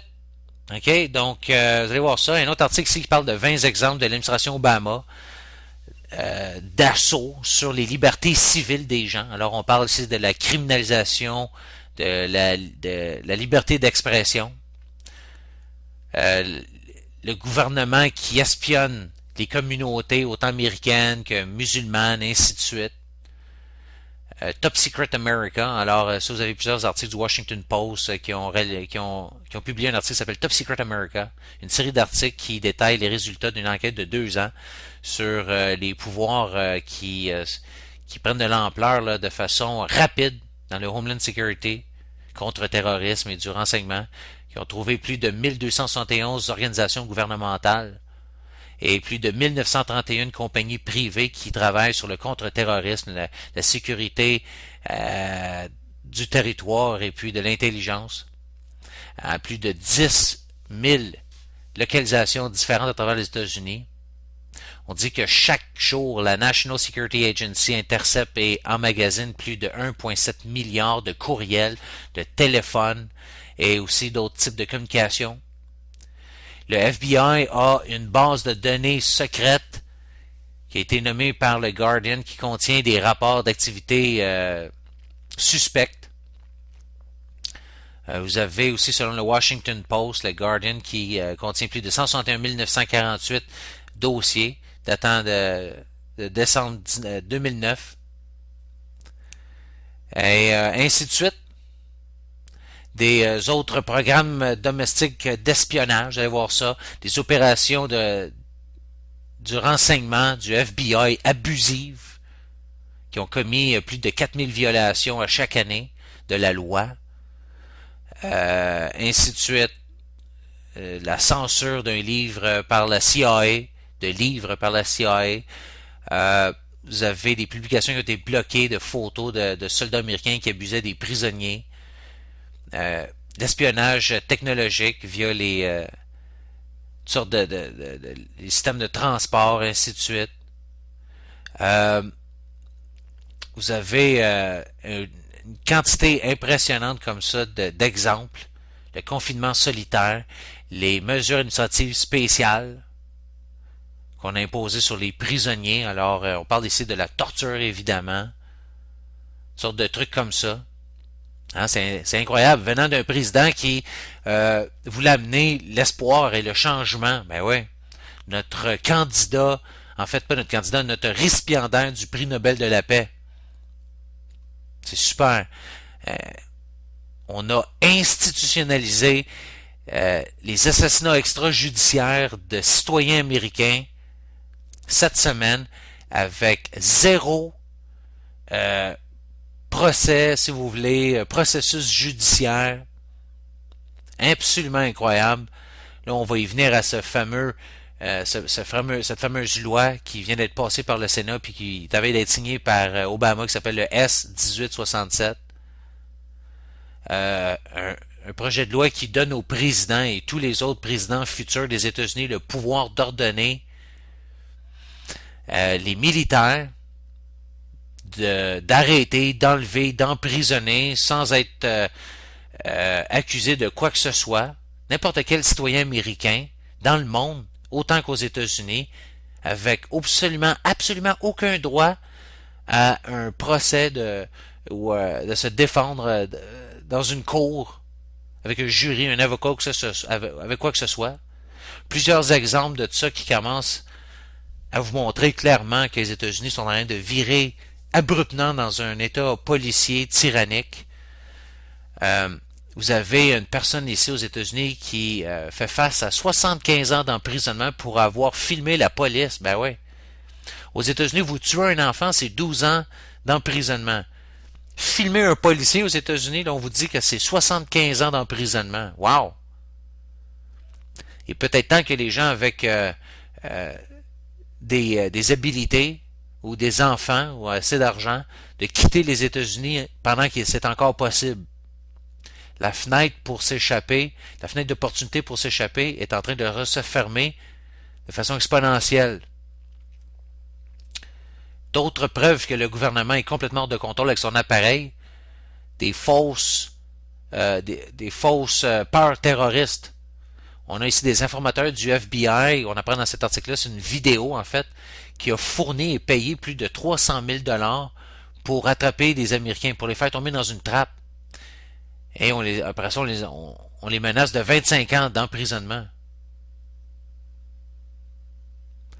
En fait, écoutez, là, c'est 25 ans d'emprisonnement, c'est ce que les informateurs du FBI ont raflé.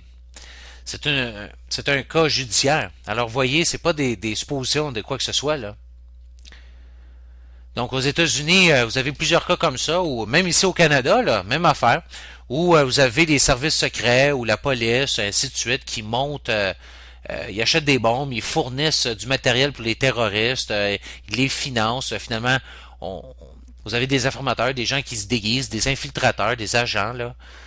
Et puis, on infiltre des cercles de gens démunis ou épais ou sans dessin ou retardés mental, des fois littéralement retardés mental, c'est pas au sens figuré, là, réellement littéralement retardés mental.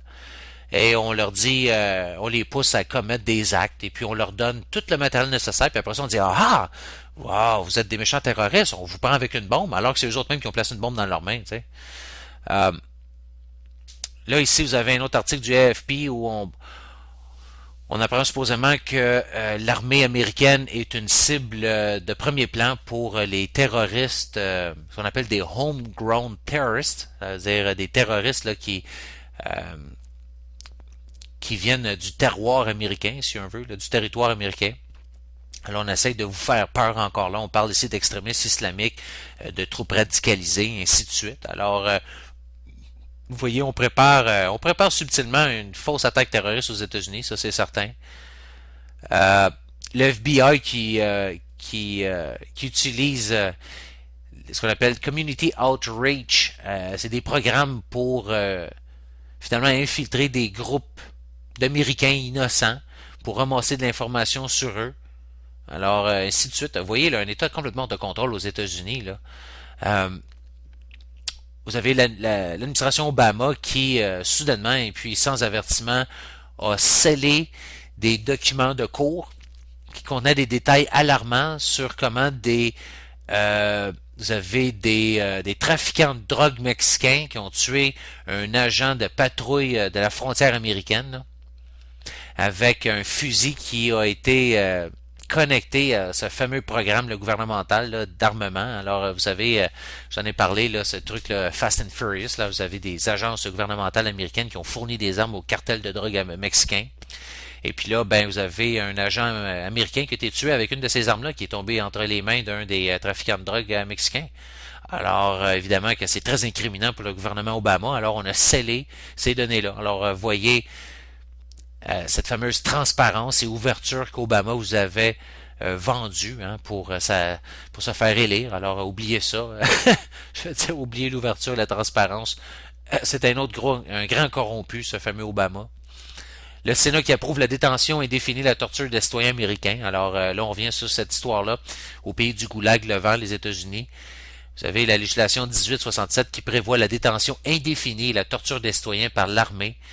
Et puis ça a été passé par le Sénat avec 93% des voix. Un article publié et traduit par Résistance 71. Alors on parle que la législation terrifiante qui permet aux citoyens américains d'être arrêtés, détenus indéfiniment, interrogés et torturés sans avoir été préalablement inculpés de quoi que ce soit, sans procès, est passée au Sénat américain jeudi dernier avec un soutien très majoritaire de 93 des législateurs, 93%. Seulement 7 membres du Sénat américain ont voté contre la loi National Defense Authorization Act, la NDAA, ce jeudi, malgré les avertissements de l'Association américaine des droits civiques, qu'on appelle l'ACLU, et de citoyens concernés à travers le pays, stipulant que les effets de cette législation seraient détrimentaux aux droits civiques et aux libertés de chacun des États-Unis. Alors, chacun aux États-Unis. Bon.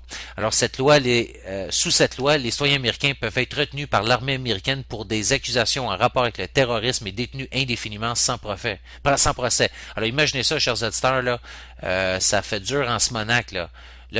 C'est pas une tyrannie, là, c'est pas une dictature ou un État totalitaire policier en train de s'installer, là. Donnez-moi la définition de ce que c'est, parce que là, je commence à manquer de mots, ok? De plus, un autre amendement de ce type de ce texte de la législation approuve de nouveau la technique de torture dite le waterboarding, la simulation de noyade, ainsi que d'autres techniques avancées d'interrogation, alors entre guillemets, évidemment d'autres tactiques là, de torture, des techniques là, avancées là, de torture, c'est super fantastique, c'est vraiment up-to-date technologique. qui sont en ce moment hors la loi. La loi est une menace historique aux citoyens américains, a dit Christopher Enders de l'ACLU à Associated Press. Et écoutez, là, c'est assez incroyable. Là, évidemment, une loi très liberticide.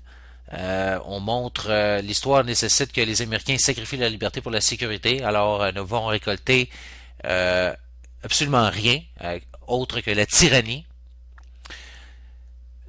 Donc, écoutez, là, ça c'est assez... c'est un article ici à aller découvrir. Attendez un peu, je vais vous dire... on parle ici du sénateur républicain Kelly Ayotte qui a dit la semaine dernière que les terroristes ne devaient pas être capables de voir toutes nos pratiques d'interrogatoire en ligne. Ben non, les tactiques de torture. Et là, écoutez... ce qui se passe ici, là, vous avez le président Obama qui a promis dans le passé qu'il imposerait un veto à une telle législation si elle venait à passer le Congrès. Et un officiel de la Maison-Blanche a dit à Associated Press jeudi que cette menace tient toujours.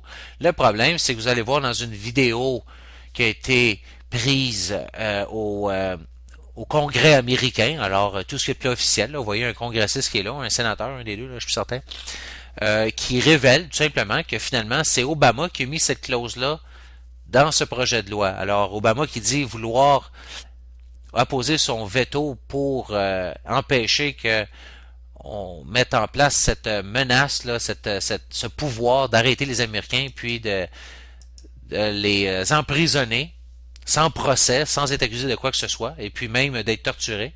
Eh bien, en fait, c'est Obama qui a inclus ces provisions-là dans le projet de loi. Alors, un autre exemple de cette hypocrite totale.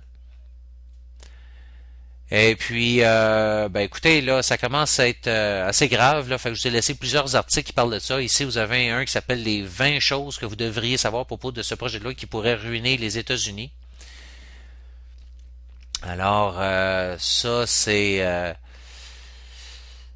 un article très important à aller voir parce qu'il détaille justement ce qu'il contient de façon très technique avec toutes les références.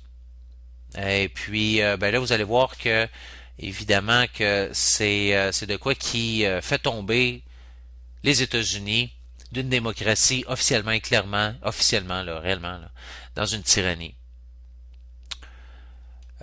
Donc, je vais vous laisser voir ça aussi. On parle des détentions indéfinies, comme je vous disais un peu plus tôt. Vous allez tout voir les sections, les articles à aller consulter là-dedans. Qui portent préjudice, évidemment, aux Américains, qui plantent un couteau dans le cœur de la Constitution puis du Bill of Rights aux États-Unis, et puis de toute protection que les Américains pensaient avoir contre un gouvernement oppressif. Alors, ça commence à être assez grave. Là. C'est pour ça qu'il fallait absolument que je vous en parle. Détention militaire indéfinie. On autorise la torture et des pouvoirs inconstitutionnels pour détenir, interroger, pour poursuivre en cours militaire des suspects qu'on suspecte de collaborer, incluant des citoyens américains, de collaborer avec des supposés terroristes, comme l'Al-Qaïda qui a été créé par la CIA. Ben ouais. Donc, on est en train d'officiellement mettre en place un appareil militaire qui va contrôler la politique et l'application de la loi aux États-Unis. Officiellement, commettre un acte de trahison contre les citoyens américains de toutes sortes de façons, en officialisant et puis en permettant la torture. Donc, les civils, des internés civils, sont en train de voir les États-Unis se transformer en État policier totalitaire. Vous avez KBR aux États-Unis, c'est Kellogg Browns, une des compagnies de mercenaires privées, ainsi de suite, qui développe ce qu'on appelle le National Quick Response Team. Alors, on est en train de mettre en place du staff, alors du personnel pour ces centres de détention, comme je parlais des camps FEMA. Alors, on cherche à se faire des listes, à recruter des gens. L'armée américaine qui maintenant offre des postes, on appelle ça des gardes spécialisés de prison, pour s'occuper des détenus civils. Alors, c'est assez particulier. Ah ouais. Alors, on dit que les soldats qui veulent s'enrôler dans ce programme-là de l'armée doivent choisir l'option de Military Occupational Specialty. Alors, MOS, M-O-S, alors la spécialité occupationnelle militaire, désignée par un nom, une lettre qui s'appelle le 31E-MOS, qui inclut maintenant des responsabilités avancées, incluant le commandement et le contrôle de prisonniers de guerre, et puis d'internés civils dans les camps. Alors, on doit se demander pourquoi le gouvernement américain fait une figure publique comme ça. Là. En fait, on sort publiquement comme ça pour essayer de recruter des gens pour ces camps d'internement civil sur la place publique. Alors, on fait vraiment un show public pour recruter des gardes de prison. Vraiment s'occuper des détenus civils, vraiment. Alors qu'un recrutement aurait pu être tout simplement caché. Là, on n'est pas obligé de faire ça public, là. On aurait pu tout simplement cacher ça à l'intérieur des systèmes d'ordinateurs militaires, là, tout simplement, là, qui n'aurait pas pu être vu par le monde extérieur. Mais on rend ça public, là, vraiment pour lancer ça dans la face du public. Alors, il n'y a rien de caché là-dedans. Là. On pourrait suspecter toute cette histoire-là du S-1867, là, de cette loi-là, d'être un certain bluff aussi. Une tentative de garder les Américains dans un état de peur, de soumission, et de les garder dans le silence à propos d'à quel point les choses sont graves aux États-Unis. Mais écoutez, une chose est certaine, c'est que le gouvernement ne pourra pas jamais arrêter toute la population entière, 300 millions d'Américains. Là. Fait que c'est sûr qu'il faut faire attention aussi avec ces nouvelles-là. Là. Ça veut pas dire que du jour au lendemain, on va voir la Gestapo va se mettre à arrêter les Américains et les mettre dans un camp d'internement. Là. Des camps de concentration, mais je veux dire, au grand minimum, de façon conservatrice, on peut certainement dire qu'il y a une tentative claire d'intimider la population, puis d'essayer de les réduire au silence, et puis dans un état de peur et de soumission. Ça, c'est certain. Dans l'Amérique moderne, questionner la guerre est considéré comme étant du terrorisme. Vous avez l'État du Missouri qui a essayé d'étiqueter un terroriste comme étant un terroriste. Ron Paul, un congressiste qui est candidat au présidentiel de 2012, et puis un ancien congressiste Bob Barr, des libertariens en général, et puis ces gens-là de terroristes. Et puis selon un professeur de l'école de loi aux États-Unis, qui a étudié justement ce document de Military Commissions Act, on dit que dans ce document-là, quiconque qui parle contre les politiques du gouvernement pourrait être déclaré un unlawful enemy combatant. Alors un combattant ennemi déloyal, si vous voulez, et puis d'être emprisonné de façon indéfinie. Ceci inclut les citoyens américains. C'est grave, là, ce que je vous dis. C'est pas des histoires, là. C'est incroyable, là.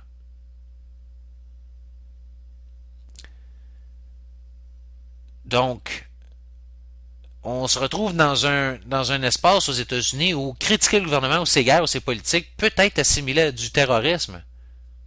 Puis là, vous avez le Sénat qui a approuvé ça. 93%. 96%, seulement 7 des membres du Sénat américain ont voté contre. C'est complètement débile. Enfoui à la page 682 de ce document National Defense Authorization Act, le projet de loi qui est sous le titre Detainee Matters, dans la section 1031 et 1032, le Congrès des États-Unis a essentiellement donné au département de la Défense le pouvoir explicite de prendre des civils et de les enfermer dans des prisons militaires et de détenir des personnes de façon indéfinie sans accusations formelles ou de procès. OK? Peut-être qu'il est temps de s'arrêter 2 secondes, de faire face à ce qui se passe là. Le gouvernement est en train de s'en venir. Et puis là, il s'en vient avec une brique et un fanal. Moi, vous le dire, ben franchement, là, c'est très inquiétant ce qui est en train de se passer, puis c'est live. Donc, vous allez toutes trouver les informations par rapport à ça. Je vais vous laisser voir par vous-même ce document très grave, ce qui se passe, ce développement très grave aux États-Unis. On déclare, vous avez des avocats de la sécurité nationale d'Obama qui ont admis que les citoyens américains sont des cibles militaires légitimes. Wow! Ça vient de la bouche des conseillers de la CIA, de Stephen Preston et puis conseiller du Pentagone, Jay Johnson. On dit que finalement, les États-Unis étaient un champ de bataille. OK? Donc, c'est la guerre aux États-Unis. Sur le territoire même. Le territoire des États-Unis est déclaré comme un territoire, un champ de bataille. On dit que les citoyens sont ciblés s'ils sont en guerre avec les États-Unis. Jay Johnson devrait comprendre que les Américains peuvent être assassinés peuvent être ciblés, excusez-moi, pour un assassinat extrajudiciaire sans la moindre trace d'un procès légitime, en disant que les cours ne sont pas équipés pour prendre des décisions à propos de qui on peut qualifier d'être un ennemi. Seulement le gouvernement peut le faire. Donc imaginez, les décisions vont être prises dans l'état-major militaire et puis à la tête du gouvernement américain. C'est assez incroyable, là. Les autres vont déterminer qui est un ennemi combattant, qui est une menace, et puis qui on doit arrêter pour faire disparaître des rues. Là, vous avez la vidéo aussi du sénateur Levin, qui a révélé que c'était Obama qui a requéré que justement l'Indefinite Detainment Bill soit inclus dans le document par Obama lui-même, alors que lui dit il essaie de bien paraître en disant je vais poser mon droit de veto, ainsi de suite. Ben ouais, poser son droit de veto. Puis là, vous avez un gros blackout des médias qui parlent pas de ça, absolument pas du tout. Est-ce qu'il y a un précédent à ça? Est-ce que c'est vraiment grave? Est-ce qu'on est en train d'halluciner ici pour rien? Non, on n'est pas en train d'halluciner pour rien. Il y a environ 70 ans, vous aviez eu un ordre exécutif 90-66 qui autorisait l'armée américaine d'enlever n'importe quelle personne qui a été désignée dans les zones militaires sans procès, sans accusation formelle ou sans aucune sorte de processus normal. C'était un ordre exécutif qui a amené à l'évacuation forcée et puis l'internement de plus de 120 000 Japonais américains qui vivaient aux États-Unis, des Japonais qui étaient naturalisés américains, dont le 2 tiers incluait celui qui a écrit cet article-là, dont sa mère, ainsi de suite, qui étaient des citoyens américains. Et ces gens-là ont passé des années, lui a passé 4 ans dans 2 de ces camps d'internement américains, en Arkansas et en Californie, simplement parce que lui et sa famille avaient ressemblaient aux gens qui ont bombardé Pearl Harbor. Un peu ce qui se passe avec les musulmans maintenant aux États-Unis, et puis là maintenant tout le reste des citoyens américains. Alors, parlez-moi d'arrestation arbitraire, d'exercice du pouvoir complètement arbitraire, OK? Et que l'on est en train de rendre officiel et légal. Vous avez Ron Paul qui déclare aussi au Congrès que quelqu'un qui a des fusils, des munitions, puis 7 jours de nourriture en réserve peut être considéré comme un terroriste potentiel aux États-Unis. Donc, vous voyez qu'à peu près n'importe qui peut être un terroriste, là. Je veux dire, c'est vraiment, là, le gouvernement est en train de se revirer contre le peuple, là, tout simplement, là. C'est exactement ça, là. On assiste la bête à révéler sa tête, là. On l'a directement dans la figure. Un autre article ici qui parle, c'est incroyable, de plus en plus de gens qui réalisent que les grandes arrestations du FBI est en fait des opérations qu'ils ont eux-mêmes mises en place, des opérations terroristes, des complots terroristes qu'ils ont montés eux-mêmes, et puis après ça, qu'ils se vantent de démonter. C'est incroyable. Plusieurs comme ça, complots terroristes, ont été brisés par le FBI, sauf que il apparaît clairement dans cet article-là, il donne plusieurs évidences que ce sont des complots terroristes que le FBI avait eux-mêmes montés. Un autre article super important ici qui montre le pouvoir de cette révolution sans leader, qui a un peu pris la forme du mouvement Occupy Wall Street, qui a occupé l'élite.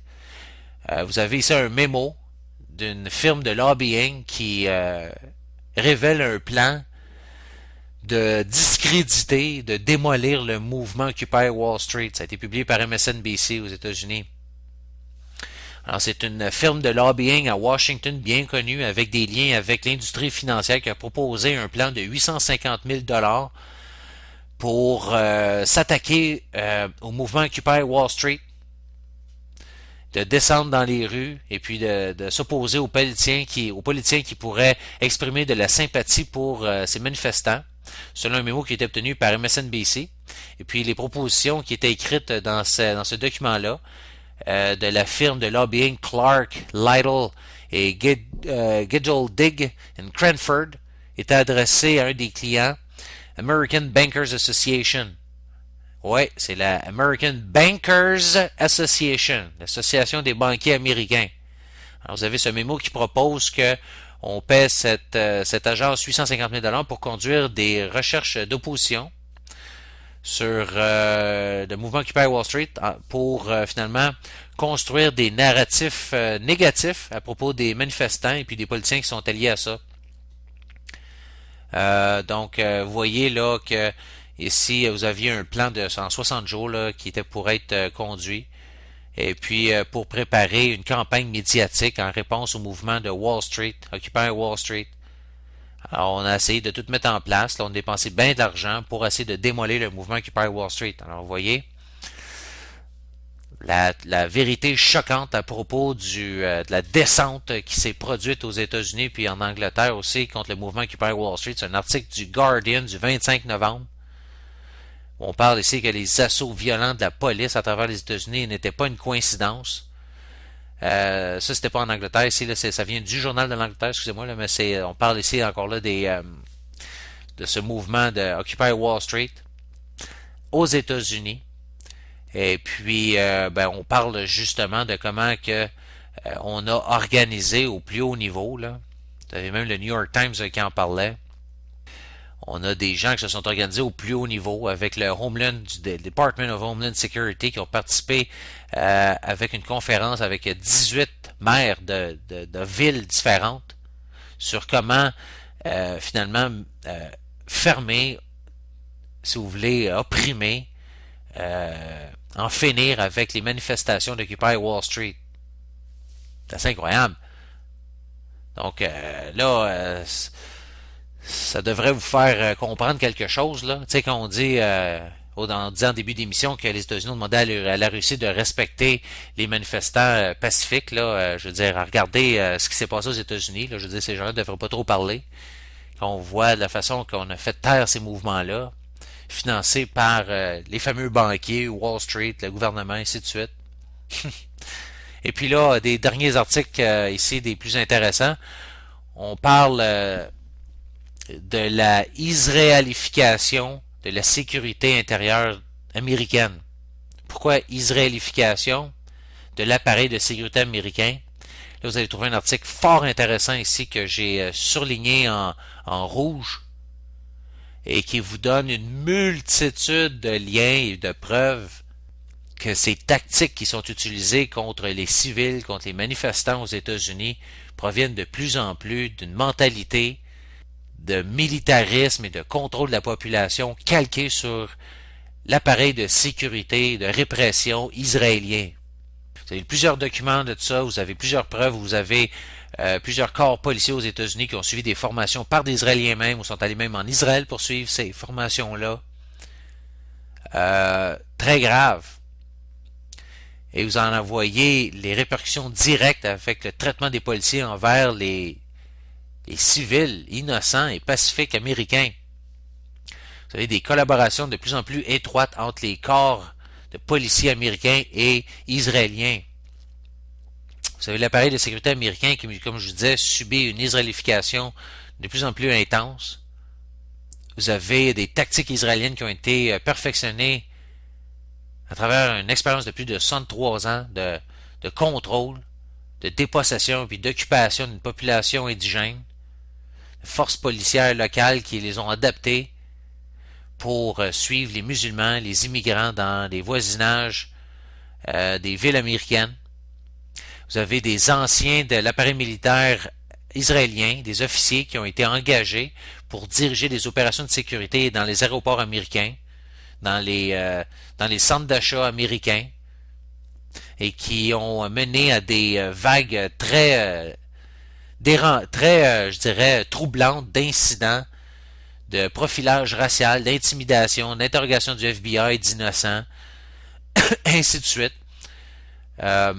Vous avez un département de la police ici, le département de la police de New York, qui a révélé, en fait, on a des documents ici qui montrent qu'ils ont déployé des mesures de contre-terreur contre les manifestants d'Occupy Wall Street dans le parc Zuccotti à Manhattan, qui était un autre exemple de la fameuse guerre contre le terrorisme qui maintenant entre dans la vie quotidienne des Américains. Très grave, là. Vous avez une autre citation ici, on dit Israël est le Harvard de l'antiterrorisme. Ça, c'est le US Capitol Police Chief Terrence W. Gaynor qui a déclaré ça. Un autre ici, vous avez un autre, le chef de la police métropolitaine de police de Washington, là, D.C., qui a remarqué qu'il plus une citation. Il dit aucune autre expérience dans ma vie a eu plus d'impact dans l'opération de mon travail quotidien que d'aller en Israël. Vous avez un autre ici, Barnett Jones, un autre chef de police, Ann Arbor, du Michigan, qui a déclaré qu'on est dans une guerre globale, qu'elle aussi a été formée par des tacticiens israéliens. Un autre article qui parle ici de la manière dont on est en train de bâtir une société prison. OK? Ça aussi, c'est très grave, où on parle justement de la montée de ces incidents, où on a de plus en plus de policiers aux États-Unis qui sont armés, lourdement armés, qui ont utilisé du poivre de Cayenne sur des manifestants qui n'étaient pas armés, qui ne résistaient pas, des spectacles qui donnaient la nausée. Ben écoutez, vous avez ici un autre document qui vous prouve que ça s'appelle le Securing America, Strategic Incapacitation and the Policing of Protest since the 11 September 2001 Terrorist Attacks, un document sourcé, publié par le journal de Sociology Compass, par Patrick F. Gillam de l'Université du Ohio, qui observe que la doctrine courante de la police dicte que les manifestations du public sont pour être traitées comme étant des menaces de sécurité qui devraient être gérées avec utilisant des méthodes inspirées par ce qu'on appelle a New Penology Philosophy. Ce qui, grosso modo, est en train de vous dire que on est en train de justement vivre cette militarisation de la police, comme je vous disais, 500 millions de dollars. Le Pentagone qui offre du matériel militaire à chaque département de police aux États-Unis. On parle de M16, de l'équipement d'assaut, des hélicoptères, des véhicules blindés, des lance-grenades, ainsi de suite. Ok, je veux dire qu'on donne à des départements de la police. Le Pentagone a un programme qui s'appelle 1033, qui donne de l'équipement militaire gratuit au département de police autour des États-Unis. On en a donné pour plus de 500 millions de dollars de l'équipement là qu'on dit qu'on a trop là dans l'armée, puis qu'on donne ça aux agents de la police. Ça juste seulement dans l'année fiscale 2011.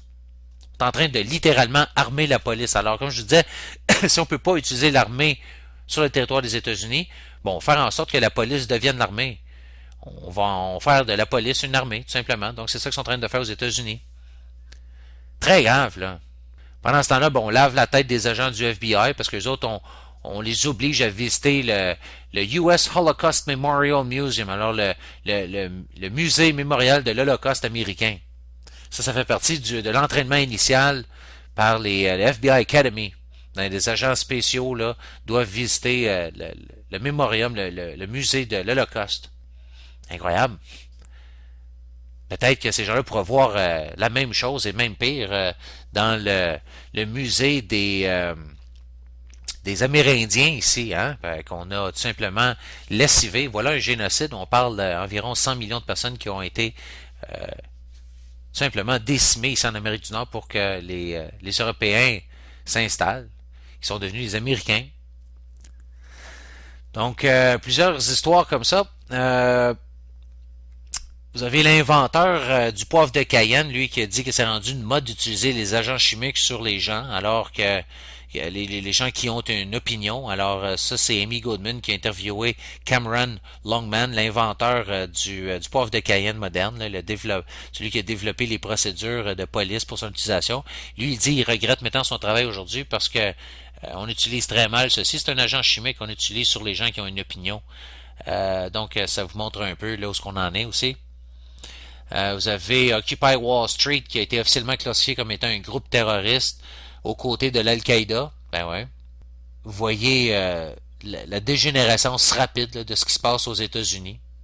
Vous avez ici la photo là, carrément d'un document de police de la Cité de Londres là, qui liste le mouvement Occupy Wall Street comme un groupe domestique de terreur, un groupe terroriste.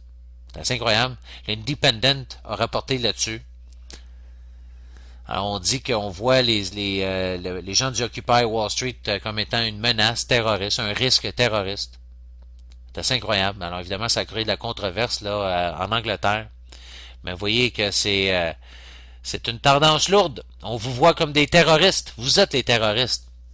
Et puis pendant ce temps-là, les compagnies continuent de fonctionner avec le gouvernement. Les compagnies travaillent comme espionnes de vous, alors à travers les téléphones cellulaires, par exemple. Le gouvernement qui pourrait avoir une façon de mettre à off tous les téléphones cellulaires, là, interrompre la fonctionnalité de tous les téléphones cellulaires là, sous besoin ou passer des messages sur le téléphone cellulaire comme Big Brother, là, carrément. Vous avez le Apple iTunes qui avait des faiblesses qui permettaient au gouvernement d'espionner les gens pendant 3 ans. Ensuite, vous avez les magasins qui suivent de façon secrète tous les mouvements des gens qui font du magasinage en triangulant leur téléphone cellulaire sans la permission des gens qui magasinent. Alors ça a été révélé en Angleterre. Ça fait 4 ans qu'on utilise ça. Et puis là maintenant, on lance ça aussi aux États-Unis. Puis là vous avez le smartphone qui aussi fait de l'espionnage sur vous sans votre consentement et votre savoir, qui est une brèche sans précédent de la vie privée digitale des gens, selon même des avocats. Alors plus de 150 millions d'utilisateurs de téléphones cellulaires pourraient se mettre dans une poursuite judiciaire commune pour cibler les manufacturiers de téléphones cellulaires et ceux qui vous donnent du service pour espionner par rapport à tout ce que vous faites avec vos téléphones cellulaires, tout ce que vous dites, tout ce que vous tapez, tout ce que vous envoyez comme message, toutes vos allées et venues, ainsi de suite. OK? Donc, AT&T, Sprint, T-Mobile, Apple, Motorola, Samsung sont tous en train de violer justement ces droits et libertés à la vie privée que vous avez. Donc, voilà pour les nouvelles. Il y en avait beaucoup. Et puis, écoutez, j'en avais d'autres là à vous livrer avant de partir, mais là, ça a l'air que c'est à peu près tout ce qui nous reste. Et puis là, il nous reste plus de temps. Je voulais parler un peu de Fukushima. Écoutez, on a admis officiellement que les réacteurs ont fondu au Japon. Le gouvernement vient d'arriver en ville. Les scientifiques qui veulent larguer du sol radioactif dans la mer. Alors, toutes sortes de nouvelles super intéressantes de même. On parle du syndrome de chinois là, qui a officiellement commencé. Alors, on parle du combustible qui est en train de frayer son chemin tranquillement dans la croûte terrestre, maintenant dans le sous-sol sous Fukushima. On a appris que la nourriture pour enfants, dans les formules pour enfants, était contaminée au Japon. Alors, on a trouvé des traces là, de radiation là-dedans. Vous avez l'industrie nucléaire qui veut s'assurer que les écoliers prennent l'ABC de leur futur radioactif. Alors, on a créé des sites comme ça, des outils gratuits, éducationnels, pour vendre les bénéfices de la radiation. Alors ne vous laissez pas emporter avec ça. Là. Je veux dire, vous voyez encore d'autres campagnes là, de propagande évidentes. On parle ici de 4% des enfants, des bébés de Fukushima pourraient être sévèrement intellectuellement atteints par les déformations causées par la radiation. On parle d'enfants, là. On a collecté des dosimètres là, de plus de 25 000 enfants et on montre que la moyenne mensuelle, la dose que les enfants ont subie était d'environ de 120 microsieverts par heure et le maximum allait jusqu'à 450 microsieverts par heure. Ça, c'est selon des recherches sur les effets radiologiques. Ça s'appelle Radiation Effects Research Foundation. Donc là, ensuite, d'autres articles comme ça, là, assez inquiétants. 400 000 cannes de formules pour enfants ont été rappelées par cette compagnie japonaise, alors qui est contaminée par des radiations. On a retrouvé 50 de 87 œufs de tortues vertes qui étaient déformés. Alors ça aussi, là, c'est une autre preuve que la radiation vient de faire ses ravages, tranquillement mais sûrement. Bon, on parle ici de docteurs qui parlent de différents trucs qui commencent à apparaître là, dans la population. On parle ici de spots mauves sur les gens, d'irritations bizarres que les gens commencent à développer. Alors vous allez trouver toutes sortes d'articles par rapport à ça aussi. TEPCO aussi déclare qu'il y a de l'eau avec de très hauts niveaux de radiation du strontium qui a fui dans le Pacifique. TEPCO croit que 150 litres d'eau contaminée, comme ça, hautement contaminée, avec du strontium là, qui est lié au cancer des os, pourrait contaminer l'océan. On a ensuite 45 tonnes de cette eau aussi qui en fait, cette histoire de 150 litres est venue une journée après que TEPCO avait annoncé qu'ils avaient trouvé 45 tonnes de cette eau, comme ça qui traînait hautement contaminée sur le plan encore. On parle ici de l'eau qui aurait fui dans l'océan, qui aurait contenu 26 milliards de becquerels de matériel radioactif. Donc, écoutez, c'est 26 milliards de becquerels dans seulement 150 litres. Là, imaginez comment cette contamination est massive là, de strontium là, dans les fameuses, dans ces fameux réservoirs.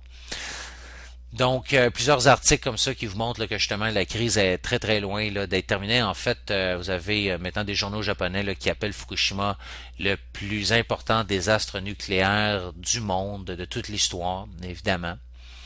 Donc, plusieurs nouvelles comme ça que je vais vous laisser voir ici. Le gouvernement de Tokyo qui a testé les lunchs des enfants et on a trouvé 18 becquerels par kilogramme de césium dans le lait.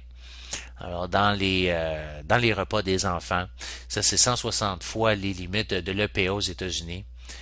Donc, ouais, tout le monde va en manger, ça va être bon. De toute façon, c'est bon pour la santé, sûrement. Là. Donc voilà, écoutez, c'est pas mal tout ça. Là. J'aurais aimé ça parler du Pakistan, la Syrie, ainsi de suite. Là, mais on n'aura pas le temps. C'est tout le temps qu'on avait. Donc, sur ça, ben, je vais vous souhaiter un très joyeux Noël. Faites attention à vous autres, célébrez bien, paix, l'amour, soyez avec la famille. Je veux dire, je vous souhaite tout le bonheur nécessaire. Et puis, ben, on se retrouve dans quelques semaines, chers auditeurs. Soyez à l'affût sur la page de l'Autre Monde là, pour voir le retour exact de l'Autre Monde en ondes. Donc moi, je vous remercie d'avoir été à l'écoute. Ça fait un plaisir. Et puis, gardez espoir, il y a des choses qui changent. Là. Comme je vous dis, l'élite a peur de la population, a peur du mouvement Occupy Wall Street, a peur des gens qui s'informent et puis qui transmettent cette information-là. Donc, on essaie de vous intimider un peu partout. On ne soyez pas intimidés, tombez pas dans ce piège-là, continuez. Ce n'est qu'avec l'action collective de tous les individus qu'on s'en sortir. C'est pas plus compliqué que ça. Donc, salut bien bas, c'était François Marginal pour l'Autre Monde. Ciao! Bon temps des fêtes. Bye bye!